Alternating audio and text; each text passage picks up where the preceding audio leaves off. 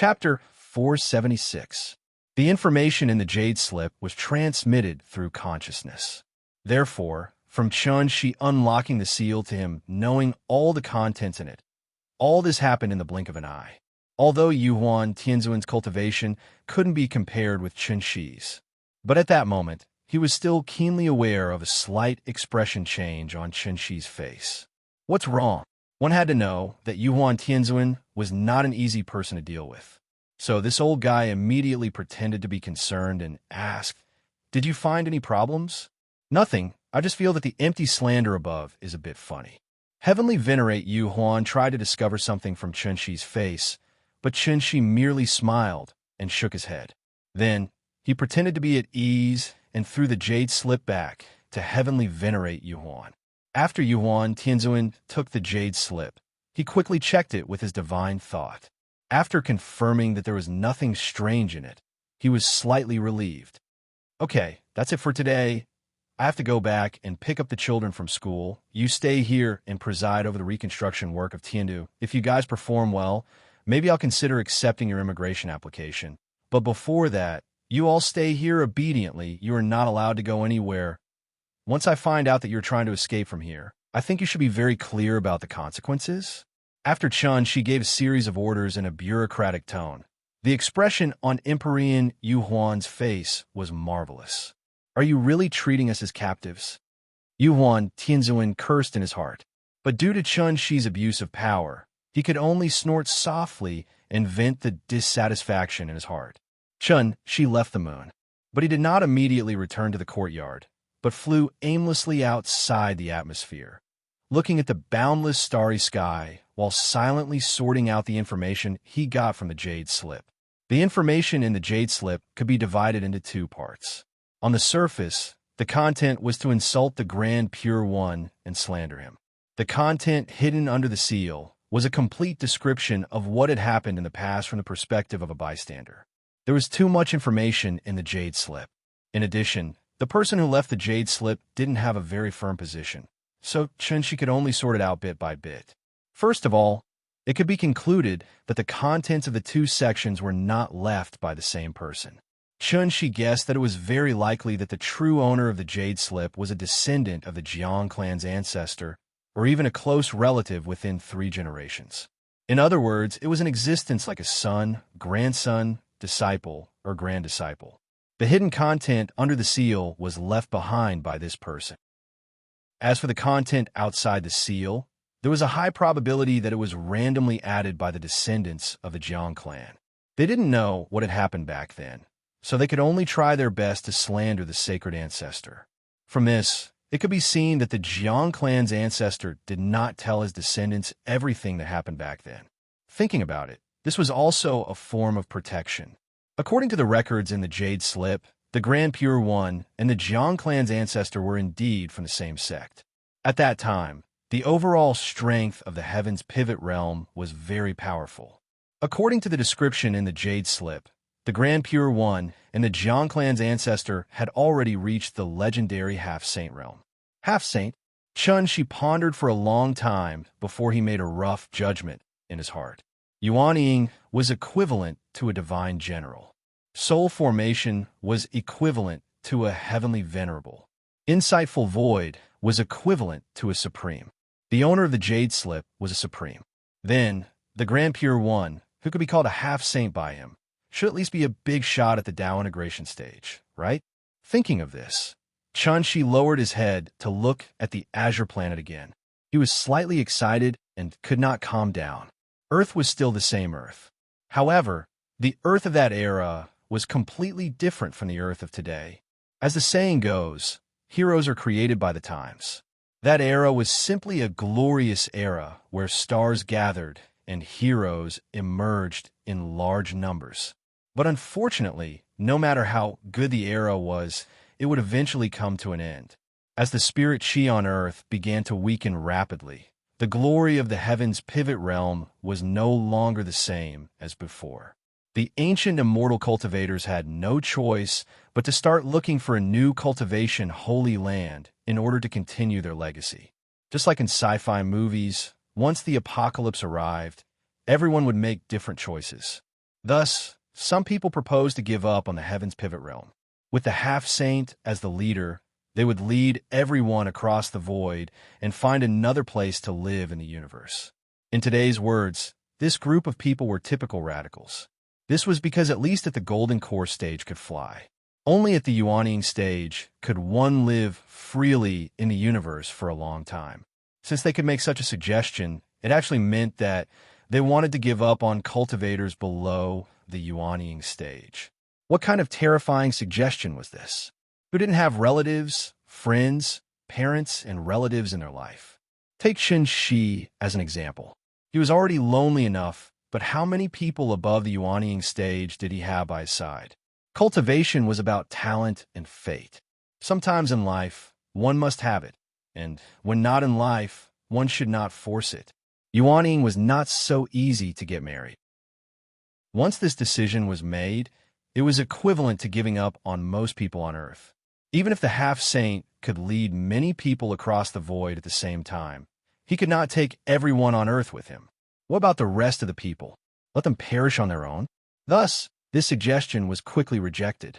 Seeing this, Chunshi could not help but feel a little puzzled. Didn't Chunghua and Yi come from the Supreme Palace enclosure? Wasn't the Supreme Palace enclosure near the solar system? With the grand, pure divine ancestor's realm. Even if he used a stupid method that was close to moving a mountain, he could still bring everyone to the Supreme Palace enclosure, right? Could it be that the ancient immortal cultivators did not know that there was such a good place as the Supreme Palace enclosure near the solar system? Chunshi really did not understand this point. But fortunately, this question was not important, so he quickly put this question to the back of his mind and then went on to sort it out. After the radical faction suggestion was rejected, the conservative faction, led by the Grand Pure Divine Ancestor and the Jiang Ancestor, proposed a compromise. That was integrate all the forces in the Tianshu realm and send out the strongest people from each sect. Then, these people would be led by a half-saint to find a suitable cultivation holy land in the universe. After they found it, everyone would come back to discuss how to move everyone on Earth over. This suggestion was unanimously approved by everyone. At the very least, they would not just pack up and leave, right? Thus, the Grand Pure Divine Ancestor and the others set off. But what no one expected was, when they left, they were gone for as long as 20 years. The people who stayed on Earth looked forward to the stars and the moon every day, almost always looking forward to their return. Finally, the Grand Pure Divine Ancestor and the others returned. It was important to note that when the Grand Pure Divine Ancestor set off, his cultivation was not much different from the others. He was only a half-saint, but by the time he came back, the Grand Pure Divine Ancestor had stepped into an unprecedented realm, a saint. This was an extremely good thing. After all, even though the Tianshu realm was unparalleled at that time, it had been tens of thousands of years since a saint had appeared. The Grand Pure Divine Ancestor's breakthrough was really good news for the ancient cultivators who were shrouded in the shadow of doomsday. But before they could rejoice, bad news followed one after the other, and everyone was dumbfounded. Although the Grand Pure Divine Ancestor had successfully entered the saint realm, the 5 half-saints and more than 10 supremes who had traveled with him had all died. Everyone was dead. Only the dying Jiang Ancestor was left.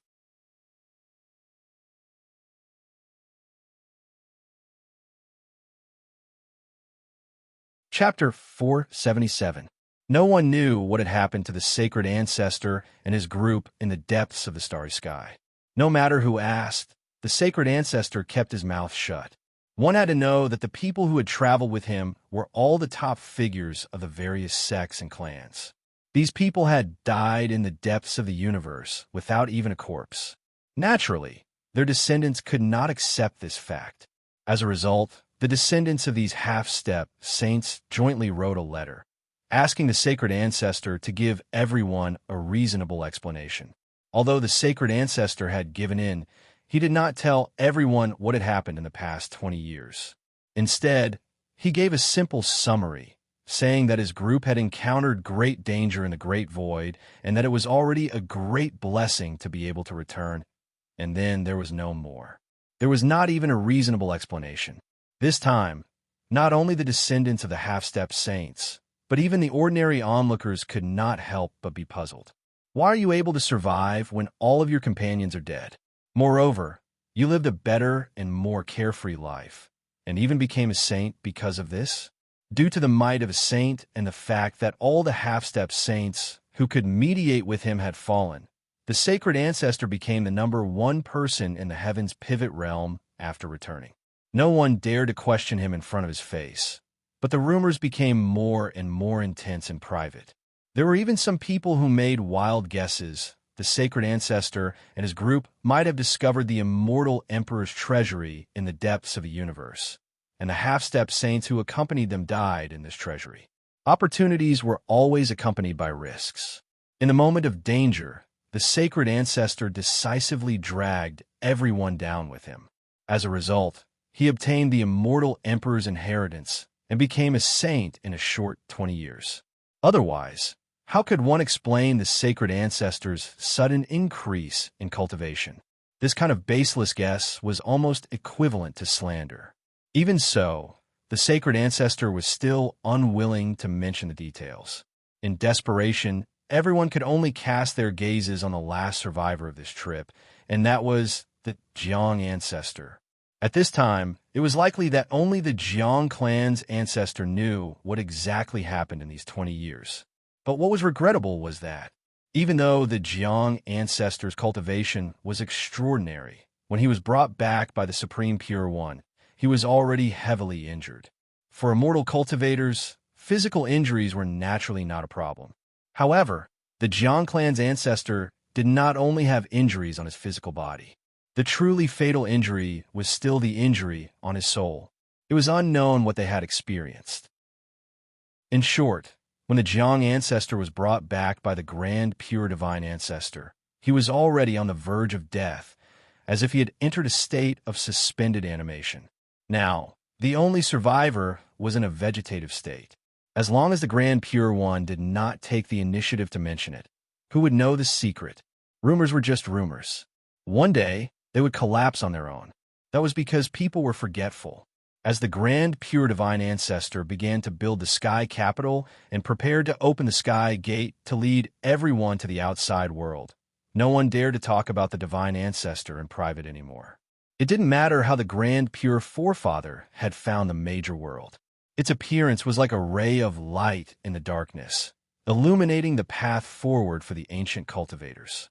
If he continued to spread rumors and go against the venerable ancestor, wouldn't he be digging his own grave?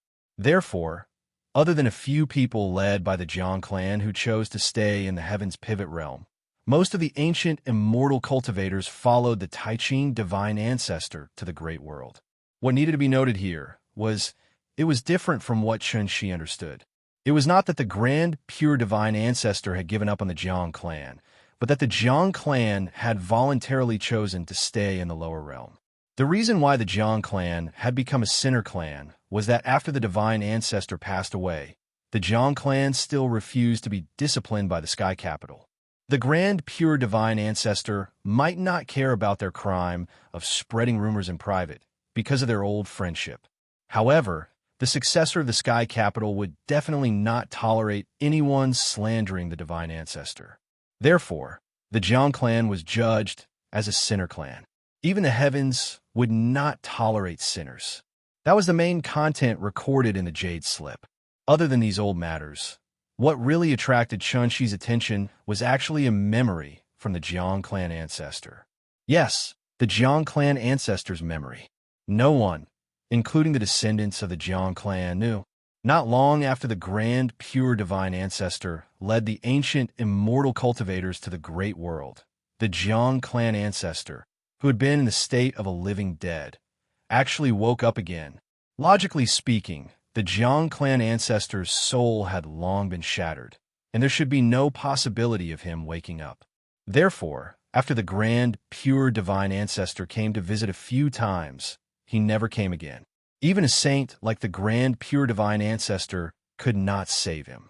What method did others have to wake up the Jiang clan ancestor? But here was the strange thing. Just as the grand pure divine ancestor left, the Jiang clan ancestor actually woke up. At that time, only the owner of the Jade Slip was accompanying the Jiang clan ancestor, so the Jiang clan ancestor directly poured this memory into the mind of the owner of the Jade Slip. Then, as if he had obtained some kind of relief, the Jiang clan ancestor rode a crane to the west with a smile on his face. The last half-saint of the heavenly pivot realm fell.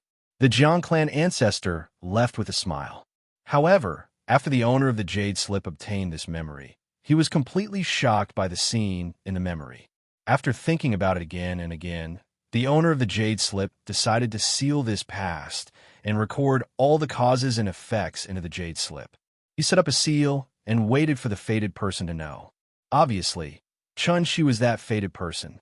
Therefore, he was also shocked by this memory at that time, which was why Yuhuan Tianzun noticed something strange. It turned out that the Grand Pure Divine Ancestor and his group had never left the solar system. Just as they flew to Saturn, a dark fissure suddenly appeared in the void and sucked the group of half-sages and supreme martial artists into it. It was a boundless dark space. After the Jiang clan ancestor fell in, he was separated from the others.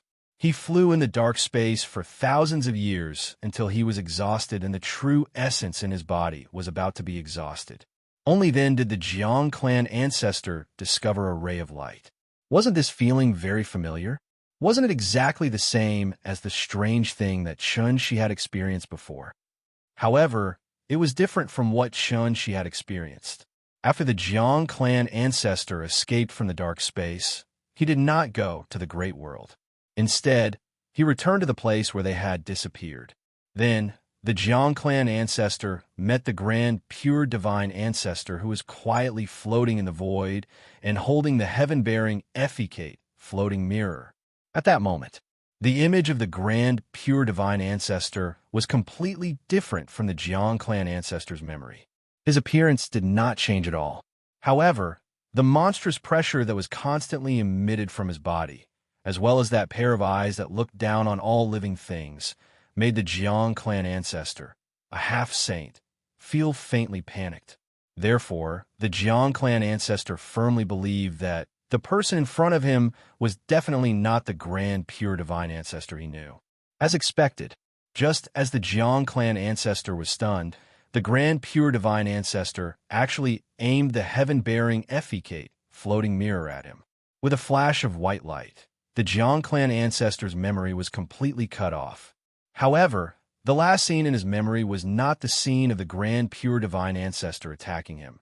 Instead, it was the space wonder that had already formed behind the Grand Pure Divine Ancestor, scattered stars, 9-star alignment. Chapter 478. The moment he saw the 9 stars alignment, a series of information slowly emerged in Chun-Shi's mind and gradually formed a clearer network. The dark space, the 9 stars alignment, the Tai Ching divine ancestor, the sky-bearing technique, the floating dawn mirror, the great terror in the depths of the void, and the mysterious woman entangled in chains. Until this moment, Chun-Shi finally understood what kind of terrifying level the mysterious woman's realm had reached. With the combined strength of the Tai Ching divine ancestor and the others, even in the heavenly Jade domain, they were definitely a transcendent force comparable to a sacred ground. However, after they fell into the dark space, they were still so helpless. If not for the appearance of that white light, the Jiang ancestor might have been trapped alive inside. Even a supreme like Chun-Shi could enter and exit the dark space at will. How could a half-step sage like the Jiang ancestor not be able to freely travel through the various planes? From this, it could be seen that the Jiang ancestor was definitely controlled by some higher-level power, which caused him to be unable to successfully escape from the dark space. As for the reason why the white light appeared, combined with Chun-Shi's previous experience, it should be the result of the mysterious woman and the Great Terror's game. It was obvious that the mysterious woman was kind to the cultivators from Earth, and the Great Terror's standpoint was completely different from the mysterious woman's. This was because Chun-Shi not only felt a strong pressure from him, but also a murderous aura that seemed to be mixed with mountains of corpses and seas of blood. If that powerful murderous aura was placed in the solar system, The result would be that wherever the murderous aura went, everything would wither and not a single blade of grass would grow. In addition, from the memories of the Jiang ancestor, the Tai Ching divine ancestor should have been possessed and controlled by someone. Even a half-step sage could be easily possessed, so how high was the other party's cultivation level? Above the sage was the Immortal Emperor. Whether it was the Heavenly Jade Domain or the Heavenly Pivot Domain, it had been a long time since an Immortal Emperor had appeared. The Immortal Emperor seemed to only exist in the myths and legends of the primordial era. If the Supreme Chun, she could destroy a planet with all his strength, then the Immortal Emperor could collapse the heavens and split the earth with a flick of his finger. It was truly the definition of holding the sun and moon in one's hand and stepping on the universe. Such a terrifying cultivation had completely exceeded the scope of Chun Shi's imagination. Perhaps when one reached the mysterious woman's level, they should no longer be called immortal cultivators, but immortals. Chun Shi looked down at the soul mirror in his hand, and a peculiar expression suddenly appeared on his face. The 9-star alignment in the memories of the Jiang clan's ancestor was actually different from what he saw with his own eyes. In the memories of the Jiang ancestor, the Grand Pure One held the soul mirror and floated in the air like a god. As the 9 stars lined up, strange nomological imprints appeared one after another in the periphery of the solar system. These nomological imprints shone with a dazzling golden light. They were like gold foil pasted on a circular wall, encompassing the entire solar system within them. Changhua, that brat, said, "For the past 10,000 years, there has been a powerful seal on the periphery of the solar system. Even if a celestial venerable were to come, he would definitely die." The two of them barged in recklessly, but unexpectedly, they didn't lose their lives because of this. Instead, they arrived on Earth without any obstructions. Calculating the time, when the two of them came, wasn't it when Heaven Capital was destroyed? Could it be this seal was removed because of this? But if there's a seal on the periphery of the solar system, why was I able to pass through this seal so easily and safely return to Earth? Could it be because of that mysterious woman again? And the reason why I suddenly went to the Heavenly Jade Realm, which is billions of light years away, might also be related to that mysterious woman. At the thought of this, Chun Shi couldn't help but raise his head and look toward the distant edge of the solar system. At that moment, Chun Shi's eyes were no longer as clear as before. Instead, they were filled with curiosity toward this unknown world like that of a little fellow. The Immortal Emperor used the universe and the starry sky as a chessboard, and all living things as chess pieces. Then, what kind of chess game were they playing? While Chun Shi was focused on exploring the past, the young lady who had risked her life to barge into the Heavenly Pivot ruins had returned. However, this time, she was no longer alone. Instead, she had brought with her a team of several hundred people from the Supreme Palace enclosure. The young lady stood at the bow of the ship with an excited expression. If it weren't for the fact that there was a tall, middle-aged man in his 40s standing beside her, she would have screamed out in excitement. "Show her. Daddy will ask you one last time. Are you sure you really entered the Heavenly Pivot ruins from here?" "Father, I've said it many times. I really went in. There's nothing inside. If you don't believe me, let me go in first later. I'll prove it to you." The young lady's name was Tuoba Xiao. The middle-aged man next to her was her father, Tabagoe. After Tabagoe received the news from his daughter, he considered the importance of this matter and didn't inform the family head immediately. Instead, he brought his personal guards and followed Toba Xiao here. Immortal cultivators had a long lifespan. It wasn't rare for 10 generations to live in the same house. Therefore, there were usually many large families in the Supreme Palace enclosure. One could refer to the Jiang clan on Daiyu Island for this. The Xianyuan, Dongfang, and Tuoba families were all large families in the Supreme Palace enclosure. But different from Xianyuan Changhua and Dongfang Yiji, Tuoba Xiao came from a branch family. So in terms of background, Tuoba Xiao was absolutely not worthy of Dongfang Yiji.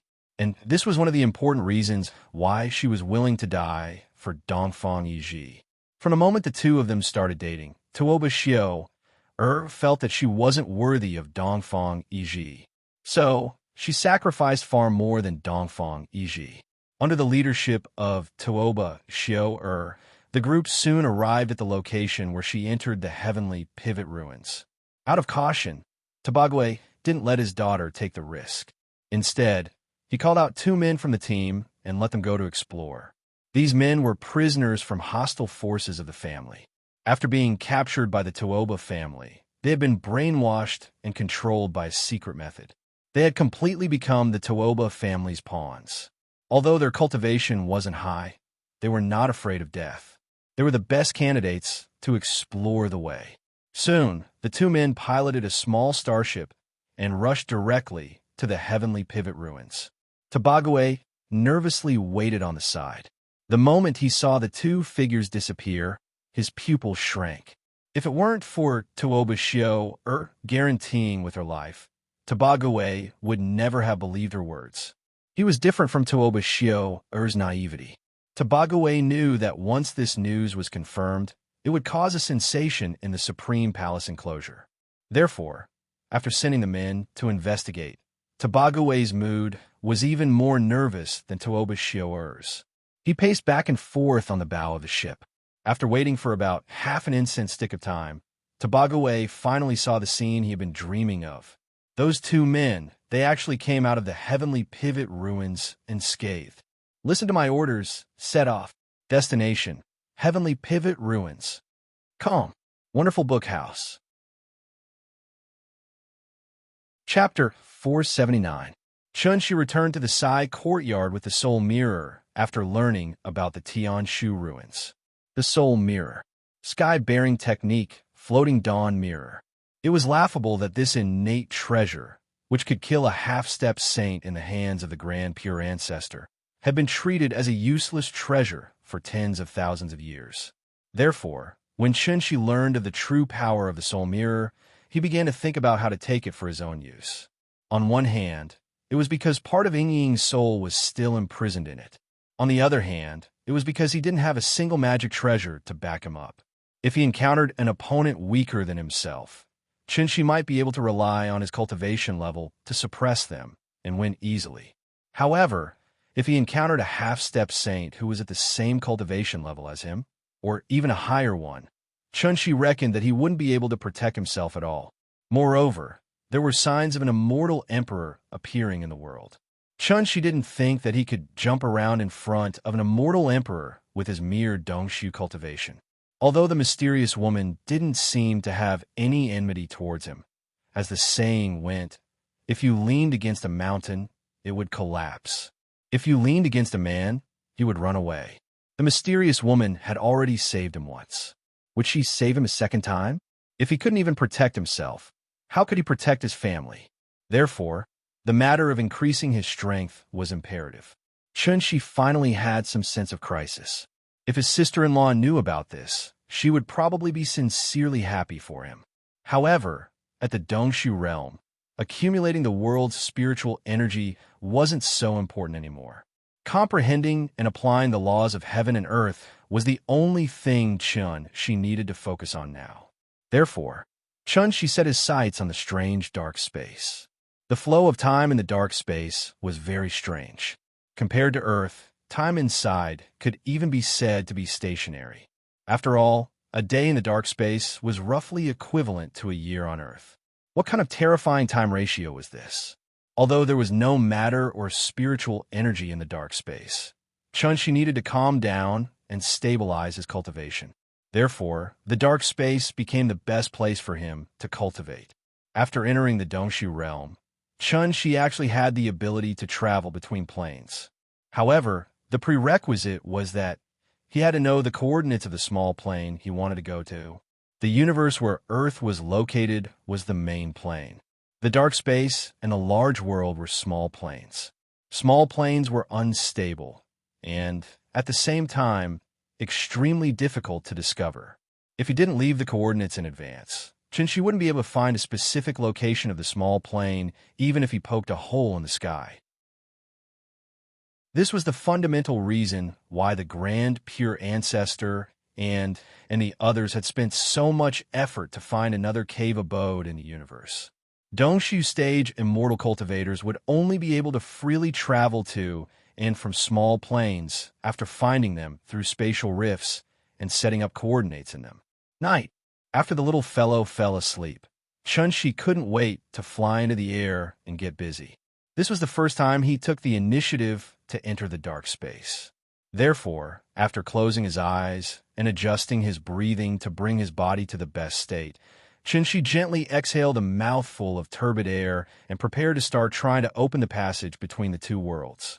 Opening the passage was actually the same as opening the heavenly gate. Therefore, the moment Chunshi moved, an extremely strong spiritual energy fluctuation was set off 10,000 meters in the sky. Under the guidance of the spiritual energy, the clouds were like a vortex, gradually forming a huge cyclone. Then, an extremely dazzling light suddenly bloomed in the center of the cyclone.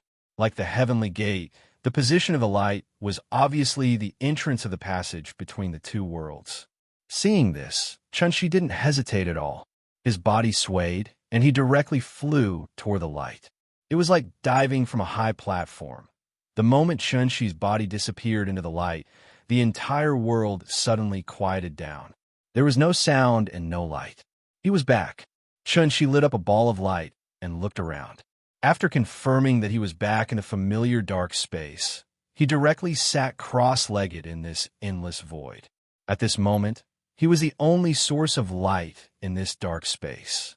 As the deduction continued, two faintly discernible golden lines gradually appear beside Chunshi. These were the two lines of law that he currently controlled. One led to Earth, the other to the outside world. 2 points is a line. As long as he found the base of the two planes, he could use this line of law to travel back and forth between the two worlds. Point line surface body. And this was the basic form of the first law of heaven and earth.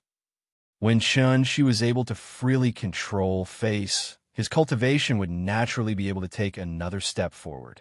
Today was the weekend. Primary school students did not have to go to school on weekends, so every Saturday night, the little girl would play until late into the night, until the next morning when she would wake up. Early in the morning, the little girl did not see Chunshi when she woke up, so she took advantage of the time when Qin Ruiying was cooking for her to stroll around the courtyard. After this period of time together, Cheng Hua and Yi Ji were already very familiar with the little girl.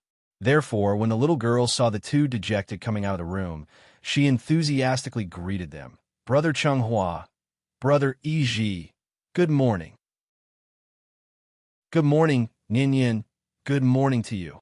Cheng Hua did not say anything, and Yi Ji did not seem to be in a good mood.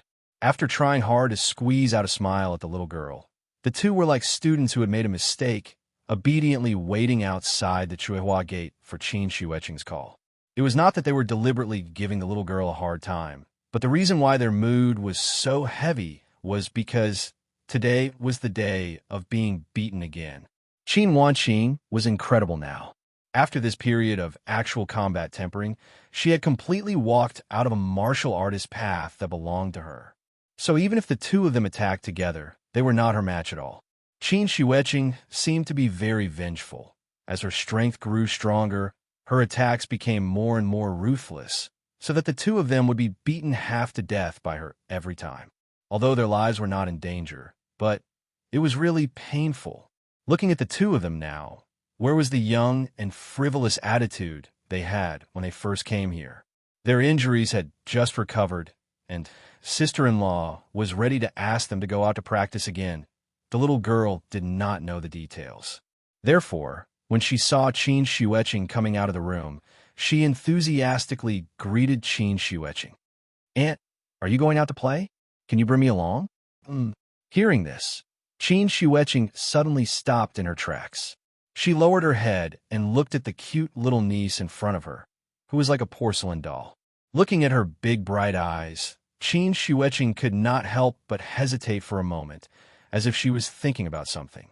After a while, Qin Xueqing made a decision in her heart. Didn't she not want Yin Yin to cultivate? Then I'll make her want to learn. Therefore, Qin Shiueching was like an evil woman who used a lollipop to lure a little girl, and for the first time, a smile hung on her face.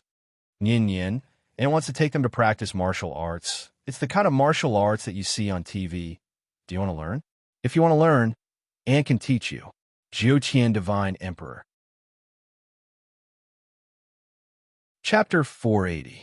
Martial Arts. After hearing Qin Shiueching's words, the little fellow suddenly blinked her eyes blankly. It was no wonder that her reaction would be so cute and slow. After all, Yin Yin was still young. Currently, she was only at the age where she liked to watch cartoons. Although it was not that she had never watched wuxia movies, but the wuxia movies that were popular in recent years could not be regarded as wuxia movies in the true sense. At best, they could only be regarded as historical romance movies. Just based on those melodramatic romantic scenes, how could they win the hearts of children? Therefore, the little fellow's impression of martial arts was completely at the ignorant stage. She could not be compared to the children of the 80s and 90s. 20 or 30 years ago, children usually liked to use a wooden stick as a longsword. They learned the martial arts moves on TV, and before they made a move, they must shout out the name of the move. For example, the 18 dragons subduing palms, 9 strategies beyond the swords, Buddha's palm, and other martial arts skills. Basically, every child knew 1 or 2 moves. Thinking about it, he felt a little regretful. It was a pity that the little fellow was not born in the hot-blooded era where the martial arts atmosphere was pervasive. Qin Shiueching's attitude towards the little fellow had always been neither cold nor warm. Today, she rarely took the initiative to take her to play, so the little fellow was naturally very happy. Therefore, she immediately blinked her big bright eyes and then slightly tilted her head and asked in a coquettish voice, "Auntie, what is martial arts? Is it fun?" "It's fun. After you learn it, you could be like the heroes on TV. There's nothing you can't do." "Really?" "Of course, why would Auntie lie to you?" At this moment, the smile on Qin Shiueching's face was really very bright. Looking at her proud look, she was simply like a demon holding candy to lure a little girl. She was just short of raising her tail. "Hey, you two come over here. I'll show Yin Yin what martial arts are." Qin Shiueching had always been taciturn. Today, in order to lure the little fellow to take the bait, she really used 120% of her strength. Seeing that the little guy seemed to be tempted, Qin Shiueching immediately let Chenghua and Yiji come to the center of the courtyard, ready to use them as punching bags to show the little guy what martial arts were. Since he said it was martial arts, then he definitely couldn't use magic. Chenghua and Yiji had been beaten up all this time, and under the influence of what they heard and saw, the two of them had learned a few fierce moves. As a result, a scene that shocked the little fellow appeared. In the center of the courtyard, Qin Shiueching was like a graceful butterfly, sometimes leaping up, sometimes crouching on the ground, twisting and turning, displaying her graceful figure. Perhaps it was because Qin Shiueching rarely sparred with others in the outside world. So even though her martial cultivation was extremely profound, she still lacked the fierce killing intent that came from mountains of corpses and seas of blood. Therefore, her martial arts looked more like a dance. "It's beautiful. Auntie is so beautiful." Since it was an exhibition match, Qin Shiueching's moves were naturally more gentle than usual, and it could be said that she didn't overdo it. The little fellow couldn't see the subtlety of it, but he was still completely attracted by her graceful dancing posture, so he excitedly clapped at the side. Looking at the little fellow's eager appearance, Qin Shiueching couldn't help but smile slightly. After forcing Chenghua and Yiji back with one palm, she lightly landed beside the little fellow, then asked with a smile, "How is it? Do you want to learn?" Hearing this, the little fellow immediately nodded his head like he was pounding garlic. "Yes. Okay, then come over here. Auntie will help you stretch your tendons and pull out your bones, okay?" The little fellow didn't understand, only thinking that Qin Shiueching wanted to play a game with him, so he eagerly went over. Just as Qin Shiueching was teaching the little fellow the horse stance, Chunshi finally returned to the courtyard. This was the first time he entered the dark space, and he hadn't figured out the specific time ratio between the two worlds, so it caused him to come back slightly late. If it was in the past, it wouldn't be a problem if She came back a little late. But today was different. Qin Shueqing actually took advantage of his absence to start teaching the little fellow cultivation. Therefore, the moment Shi's figure appeared in the courtyard, the temperature seemed to drop a lot. "What are you doing?" Shi's tone didn't have any emotional fluctuations, as if he was talking about something very ordinary. But those who were familiar with him should know. This was a sign that he was angry. Shi was angry? After realizing that something big might happen next, Cheng Hua and Yi immediately looked at each other, then quietly left the courtyard. It wasn't good to stay here for long. Leaving was the best plan. At this moment, the little fellow also noticed Shi's figure, so she immediately stopped what she was doing and ran towards Shi eagerly. "Daddy, you're back?" The little fellow happily jumped into Shi's arms. Shi gently pinched her little face, then directly carried her from the ground. "Yes, Daddy went out to do something just now, so I didn't have time to make breakfast for you. You're not hungry, are you?" "I'm not hungry." The father and daughter talked as if there was no one else around, while Qin Shueqing waited silently by the side. When Shi looked at her, Qin Shueqing calmly replied, "I'm teaching her martial arts." Hearing this, before Shi could reply, the little fellow happily interrupted and shouted, "Auntie is teaching me martial arts. It's very fun. Daddy, do you want to learn?" "Is that so?" Shi chuckled. He gently reached out and pinched the tip of the little fellow's nose, which immediately caused her to act coquettishly. Shi seemed to be trying to make the little girl happy, but a question suddenly popped out of her mouth. "Why did you teach her without my permission?" It had to be said that his sister-in-law's behavior today really annoyed Shi a little. After all, from the day he returned to Earth, he had made up his mind to create an ordinary and happy childhood for the little fellow, just like ordinary children, to enjoy the pure happiness that they should enjoy at their age. The road of cultivation was long, but childhood was only a few short years. Did he want to deprive her of even these short years? She's willing to learn. I'm willing to teach. It's that simple. Then did you ask for my consent? Do you need it? Don't you need it? Hearing this, Qin Shueqing couldn't help but sneer and coldly replied, "I started practicing martial arts when I was 3 years old. I had already practiced obvious strength when I was her age. Since learning martial arts is good for the body, why don't you let her learn?" "She's just a child." This time, Shi was really a little angry, so even his tone became much colder. Seeing this, Qin Shueqing was not afraid. Instead, she righteously retorted, "She is also a person with the ability to think independently.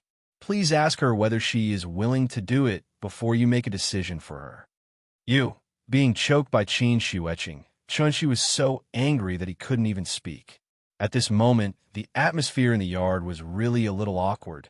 The little fellow lay on Shi's shoulder, looking left and right at her father, right at her aunt, completely not understanding what they were quarreling about. But fortunately, just when Shi and Qin Shueqing were in a deadlock, Qin Ruoying suddenly appeared. She was holding a bowl of hot porridge in her hand, which was the white fungus and lotus seed porridge that she personally cooked for the little fellow. "Nian, come in and eat." Chapter 481. Eat. After hearing Qin Ruoying's call, the little fellow's eyes suddenly lit up. So, she immediately signaled Shi to put her down and then ran back to the west wing with Qin Ruoying. In fact, how could the little fellow not know that her father was quarreling with her aunt? Although she didn't understand why the two were quarreling, it was the first time such a hostile scene appeared in the courtyard, so it made the little fellow feel very awkward. Therefore, after hearing Qin Ruoying's call, the little fellow directly ran away like Cheng Hua and Yi. "Sister, you judge. Do you think what I said makes sense?" Qin Shueqing had long known about Qin Ruoying's memory loss, but because she was now angry, she wanted to pull Qin Ruoying, such a strong foreign aide, to support her. After hearing Qin Shueqing's question, Qin Ruoying, who had already walked up the stairs of the west wing, also stopped. But unfortunately, Qin Ruoying didn't intend to turn back to support her. "It's none of my business. You guys can quarrel slowly." After saying this sentence very calmly, Qin Ruoying took the bowl back to the room. Qin Xueqing didn't have much reaction to this, because she already knew that with Qin Ruoying's current character, she wouldn't care about anyone other than Yin. And the reason why she still chose to ask Qin Ruoying was because she didn't want to continue to be in a deadlock with Chen Shi. Therefore, after hearing Qin Ruoying's answer, Qin Xueqing rolled her eyes at Chen Shi, and then turned back to the east wing without looking back. This is great. In the courtyard, which was very lively just now, in the blink of an eye, only Chen Shi was left alone.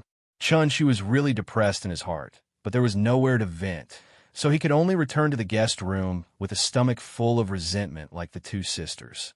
What could he do? Was he going to beat his sister-in-law? This was the first time that someone questioned Chen Shi's education philosophy. Long before Qin Ruoying lost her memory, Chen Shi had already discussed with Qin Ruoying whether to teach the little fellow to cultivate. Unlike Chen Shi's firm attitude, Qin Ruoying's attitude at that time was somewhat ambiguous. She neither agreed nor opposed, as if she wanted to leave this decision to the little fellow herself. But how old was Ninian? How could she understand what cultivation meant? It was also because of this that Chen Shi never thought of teaching Ninian cultivation. Qin Xueqing's words seemed to be very reasonable, but she had never even had a boyfriend, so raising a child, she knew nothing. Chen Shi sulked in the room, but after thinking about it, his mind was still haunted by Qin Xueqing's powerful question. She is also a person with the ability to think independently. Please ask her if she agrees before you make a decision for her. Am I really meddling too much? Across the wall, Chen Shi muttered to himself. Then, as if he had thought of something, he suddenly got up and quickly left the room, then came to the outside of the west wing and looked at the mother and daughter in the room through the window. In the room, the little fellow was holding a big bowl of porridge and slurping it. Qin Ring sat next to her and whispered from time to time, "Drink slowly, be careful not to choke." What a beautiful scene this was. Seeing this scene, Chen Shi's depression in his heart suddenly disappeared. He silently waited outside the window. After the little fellow finished her breakfast, she looked back and saw that her father was still outside the room. She immediately became as happy as a little bird, opened her arms, and threw herself directly into Chen Shi's arms. "Dad, the porridge made by Mom is delicious, but Mom also said that you can't eat it."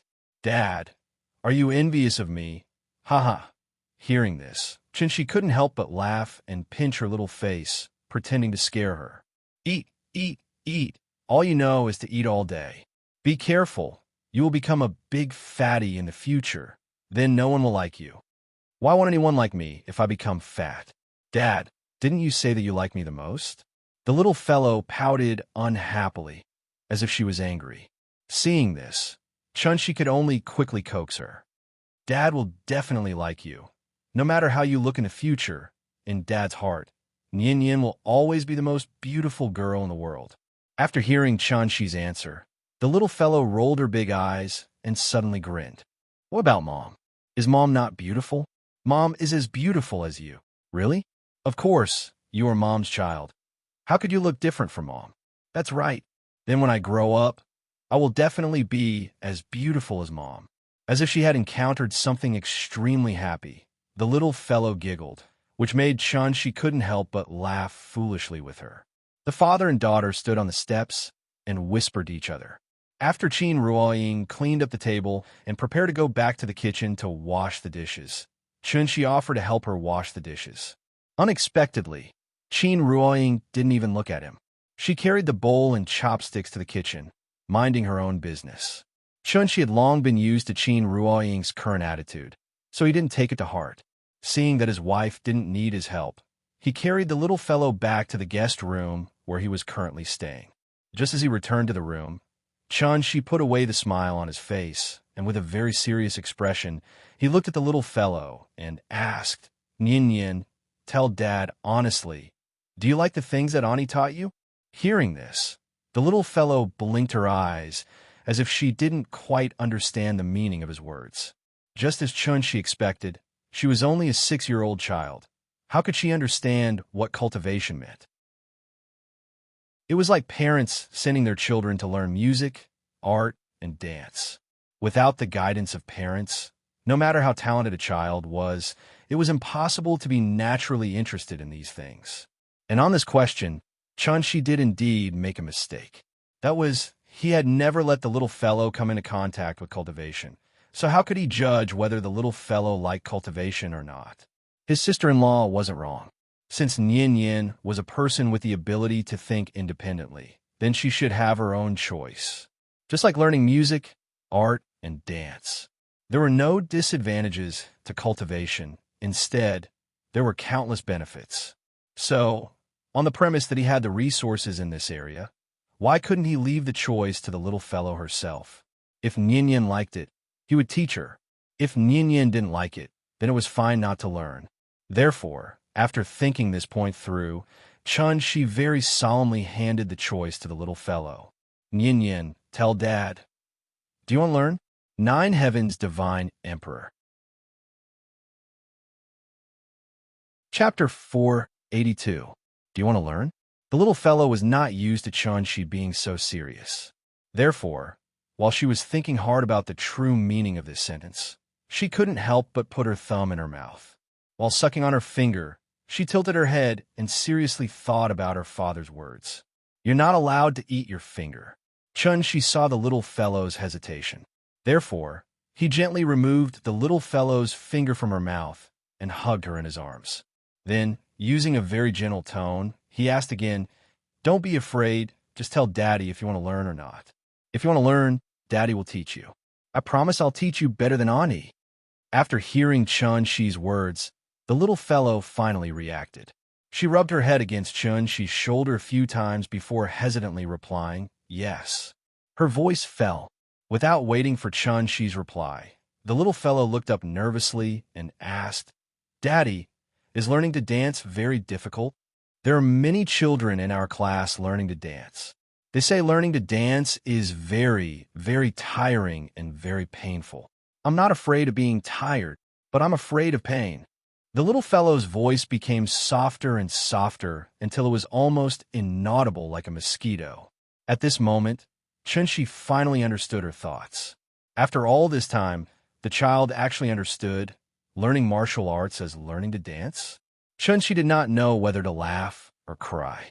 Looking at the little fellow's reluctant look, Chunshi could not help but smile and rub her little head.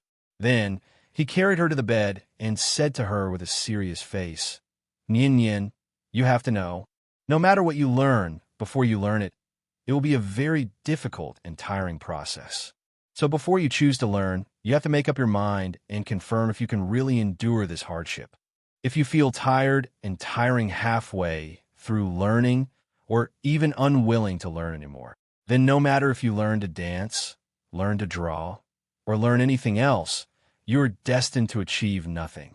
So you must remember what I said to you today. There is only one way to fail, and that is to give up halfway. Once you've made your choice, you have to persevere no matter how hard it is. Do you understand? Chunshi tried his best to speak slowly so that the little fellow could hear every word he said. After hearing this, the little fellow's reaction was just as Chunshi had expected. After all, Nian Yin had never been a spoiled child who was afraid of hardship and fatigue. She could understand and distinguish right from wrong. Therefore, when Chunshi asked her again if she wanted to learn, the little girl's hesitation disappeared and turned into determination. Yes, whether it was learning martial arts or dancing, it was fine. The little fellow's attitude was what Chunshi really cared about. Since she had already made up her mind, how could Chunshi stop her? All right, then Daddy will teach you personally. Remember, don't listen to your aunt in the future. Jingle, jingle, jingle. What does she know? Daddy can flatten her with one hand. Come, sit down first. Daddy will teach you how to draw chi into your body. Don't worry, it won't hurt at all. Chunshi finally began to teach the little fellow cultivation. Of course, the things he taught were completely different from what Qin Shiueqing taught.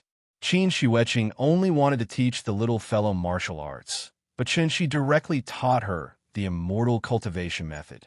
So the question was, Why didn't her sister-in-law directly teach the little fellow the immortal cultivation method that Chunshi taught her? Instead, she only taught the little fellow some basic skills of tendons and bones. One had to know that her sister-in-law had been a heavenly being for a long time and was already considered a real immortal cultivator. The reason why she didn't directly teach the little fellow cultivation was actually because she had considered Chun-Shi's attitude towards this matter. Therefore, she used martial arts as an excuse to indirectly remind Chun-Shi. The child was not young anymore, so she naturally knew what to do and what not to do. Since cultivation was not harmful to the little fellow, and it could even strengthen her body and enhance her physique, why didn't she learn it? Swords and sabers were innocent, and sins were all caused by people's hearts. Qin Shueqing's point of view was not wrong, so although she had a sour face all day long, her heart was warm. Chun-Shi was afraid that the little fellow would accidentally hurt other children at school, but with the little fellow's current wisdom, how could she bully others for no reason? After all, she was now a class leader, a young pioneer, and a candidate for the school's 3 good students. Under Chun-Shi's careful guidance, the little fellow embarked on her own journey of cultivation in a daze. At the same time, Tuoba Xiu hurried to Earth with her reinforcements. Unlike Tuoba Xiu's excitement, although Tabagawei was also very excited, he was more nervous and puzzled in his heart. There were too many rumors about the Dubhe ruins, so even though Tabagawei was now in this peaceful galaxy, he still felt like he was in a dream. Out of safety considerations, Tabagawei didn't send out any death warriors to explore the planets. Instead, he used his divine sense to quickly sweep the planets. After determining that there were no signs of surging heaven and earth spiritual energy, he hurried to the next planet. Their journey here had been too smooth. It was different from the mountains of knives, seas of fire, and hellish danger that people had always imagined. The so-called Dubhe ruins was in fact an ordinary galaxy that couldn't be more ordinary. There was only one star in this galaxy, and although the rest of the planets were large, they weren't life planets at all. There wasn't even a bit of heaven and earth spiritual energy in the periphery. There was no spiritual energy, no life. Naturally, it was impossible to give birth to any ancient vicious beasts, evil spirits, or other such terrifying existences. Therefore, Tabagawei couldn't help but wonder if he had come to the wrong place. How could such a broken place be called an Empyrean forbidden area? Could it be his cultivation was too low, so he couldn't discern the mystery? Tabagawei was really puzzled. But at this time, the lookout who had been standing at the bow of the ship and observing the situation suddenly cried out in alarm. "Look, there's someone there." The moment Tabagawei heard these words, it was as if he had been electrocuted. He suddenly shot up from his chair and flew to the bow of the ship at the fastest speed he had ever flown in his life. "Where is it?"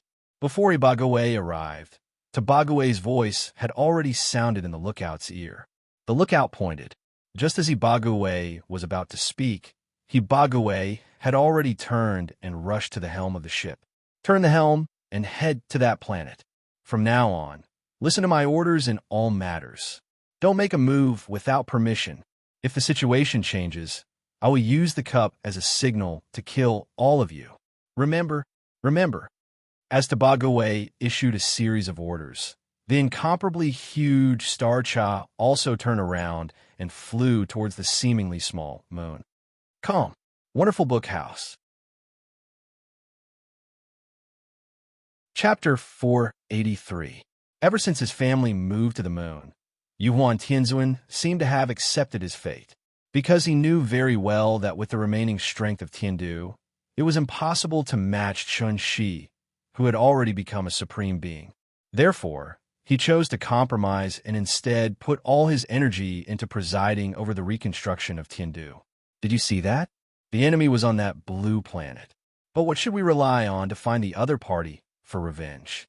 Was it because of the resentment and anger in the heart that had nowhere to vent, or was it because of the ridiculous self-esteem that faced death with equanimity and would rather die than live in disgrace? Therefore, whenever someone questioned why he was silent, Yuan Tianzuan's reply was always so calm and objective. Did he really have no resentment in his heart?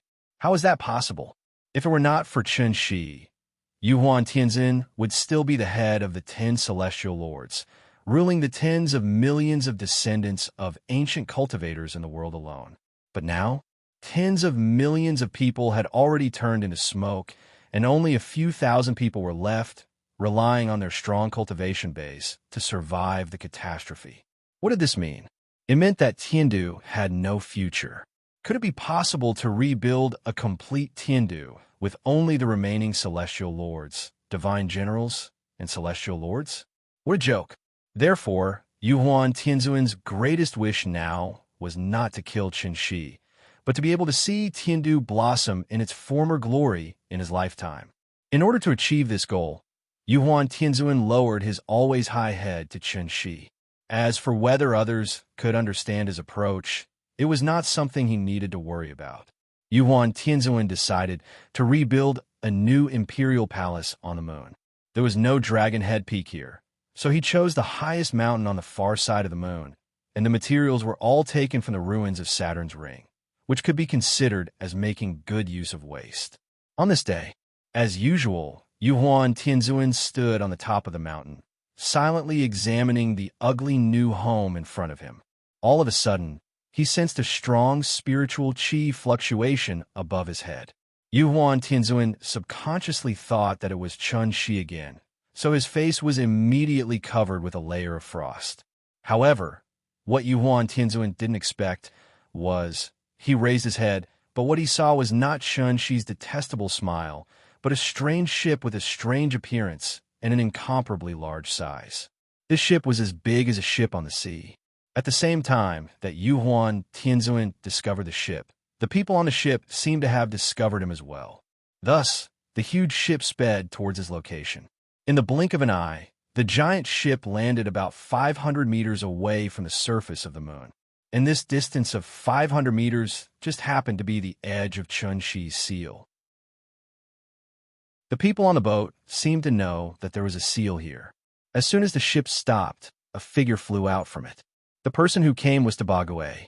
Tabague's cultivation was only at Yuanying, so as he got closer and closer to the moon, his mood became more and more nervous, because he saw the Star Lords and Divine Generals who were busy on the ground, and he also felt an incomparably strong, true essence fluctuation from these people.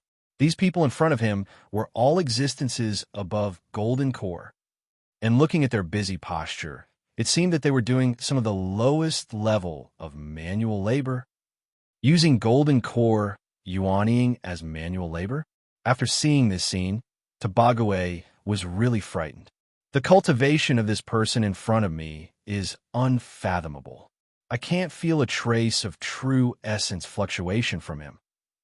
And looking at this person's expression and posture, it seems that he is supervising the work of these people.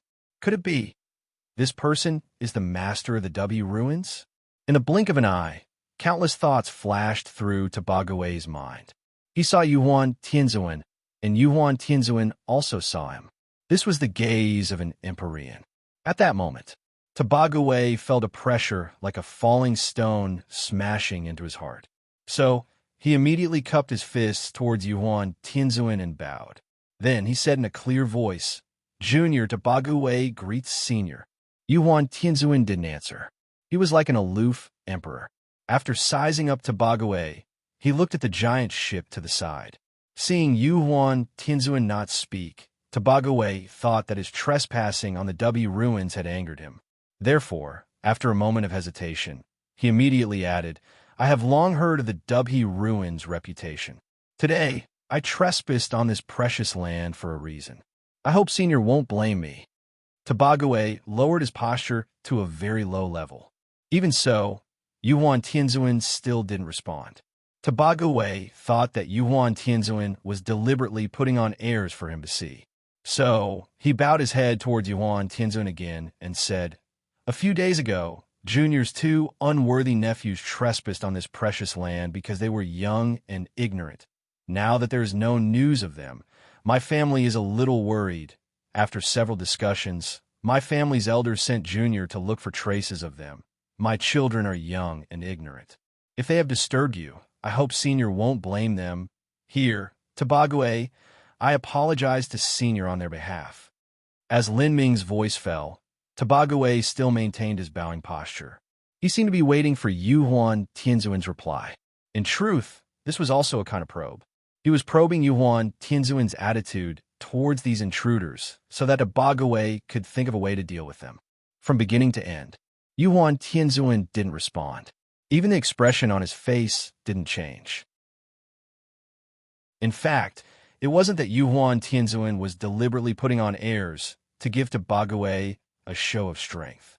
The reason he didn't respond was because Yu Huan Tianzuan didn't understand Tabague's words at all. Tabague's accent was somewhat similar to ancient Chinese. It gave off a strange feeling. Yu Huan Tianzuan remained calm on the surface, but the truth was that he was seriously deducing in his mind. It wasn't until he truly understood Tabague's words that Yu Huan Tianzuan finally opened his mouth and spoke. Where did you come from?" Reporting to Senior, "This Junior comes from the Supreme Palace Enclosure, the Bague family." Supreme Palace Enclosure? What is that place? As Yu Huan Tianzuan spoke, he flew up into the sky. He seemed to be very interested in Tabague, so he went straight to the top of the seal, almost at the same level as Tabague. Tabague didn't know the secret, so he immediately bowed and said, reporting to Senior, "The Supreme Palace Enclosure is just outside the Tianshu ruins. If Xingcha flies at full speed, it will only take 2 days to reach it." "Is that so?" Yu Huan Tianzuan nodded calmly, as if he wasn't very interested in Tabague's answer. Immediately afterward, he suddenly pointed to the giant ship not far away and slowly asked, "Is this the Xingcha you speak of?" Hearing this, Tabague subconsciously looked in the direction that Emperor Yu Huan was pointing at, and then quickly replied, "That's right." Before Tabague's voice fell, he suddenly felt an incomparably massive amount of true essence rush towards him from behind. It turned out that Yu Huan Tianzuan actually took advantage of the moment. He turned around and directly launched an attack at him. Chapter 484. Tabague never thought that Yu Huan Tianzuan would suddenly attack him, and even use a sneak attack, completely disregarding his identity. Therefore, when he noticed something strange behind him, it was too late to resist. Just like the acupuncture points in wuxian novels, Emperor Yu Huan's whole body technique, which had been accumulating power for a long time, was unleashed. Tabague immediately froze in place, as if he had been hit by the sunflower acupuncture point technique. Tabague tried to break free, but the difference in cultivation between him and Yu Huan Tianzuan was too great, so he couldn't break free for a while. Seeing this, Tabague immediately turned hostile and cursed. "I called you Senior in vain, but I didn't expect you to be so despicable and shameless." Tabague kept cursing. Seeing the sudden change of events, the entourage he brought with him this time jumped out from Xingcha and tried to come to the rescue. But soon, these followers all stopped what they were doing and floated several hundred meters away from Tabague with blank expressions on their faces. They only had a few hundred gold core cultivators on their side, and at most 3 to 5 yuaning. But what about the other side? There were thousands of divine generals and star lords, and 6 Emperors who appeared out of nowhere, standing directly in a row with Yu Huan Tianzuan. What was going on? Everyone couldn't help but look at each other. No one dared to take a step forward. Even Tuoba Xiu was stunned in place. She was naive, but she was definitely not stupid. In this tense situation, there was no need to guess her father should have accidentally angered the other side. So, Tuoba Xiu, who didn't know what was going on, immediately walked out of the crowd and carefully came to Tabague's side. She followed her father and bowed respectfully to Yu Huan Tianzuan. "The Tuoba family didn't mean to offend Senior. Please let my father go." Hearing this, Heavenly Venerate Yu Huan, who had a cold expression on his old face earlier, smiled and replied with a chuckle. "You are guests from afar, so why would this old man make things difficult for you?" After all, Tuoba Shower was still inexperienced, so she couldn't understand Yuan Tianzuan's strange behavior. Just as she stood rooted to the ground, thinking about how to resolve this conflict, Tabague, who was bound to the side, seemed as if he had suddenly discovered a secret.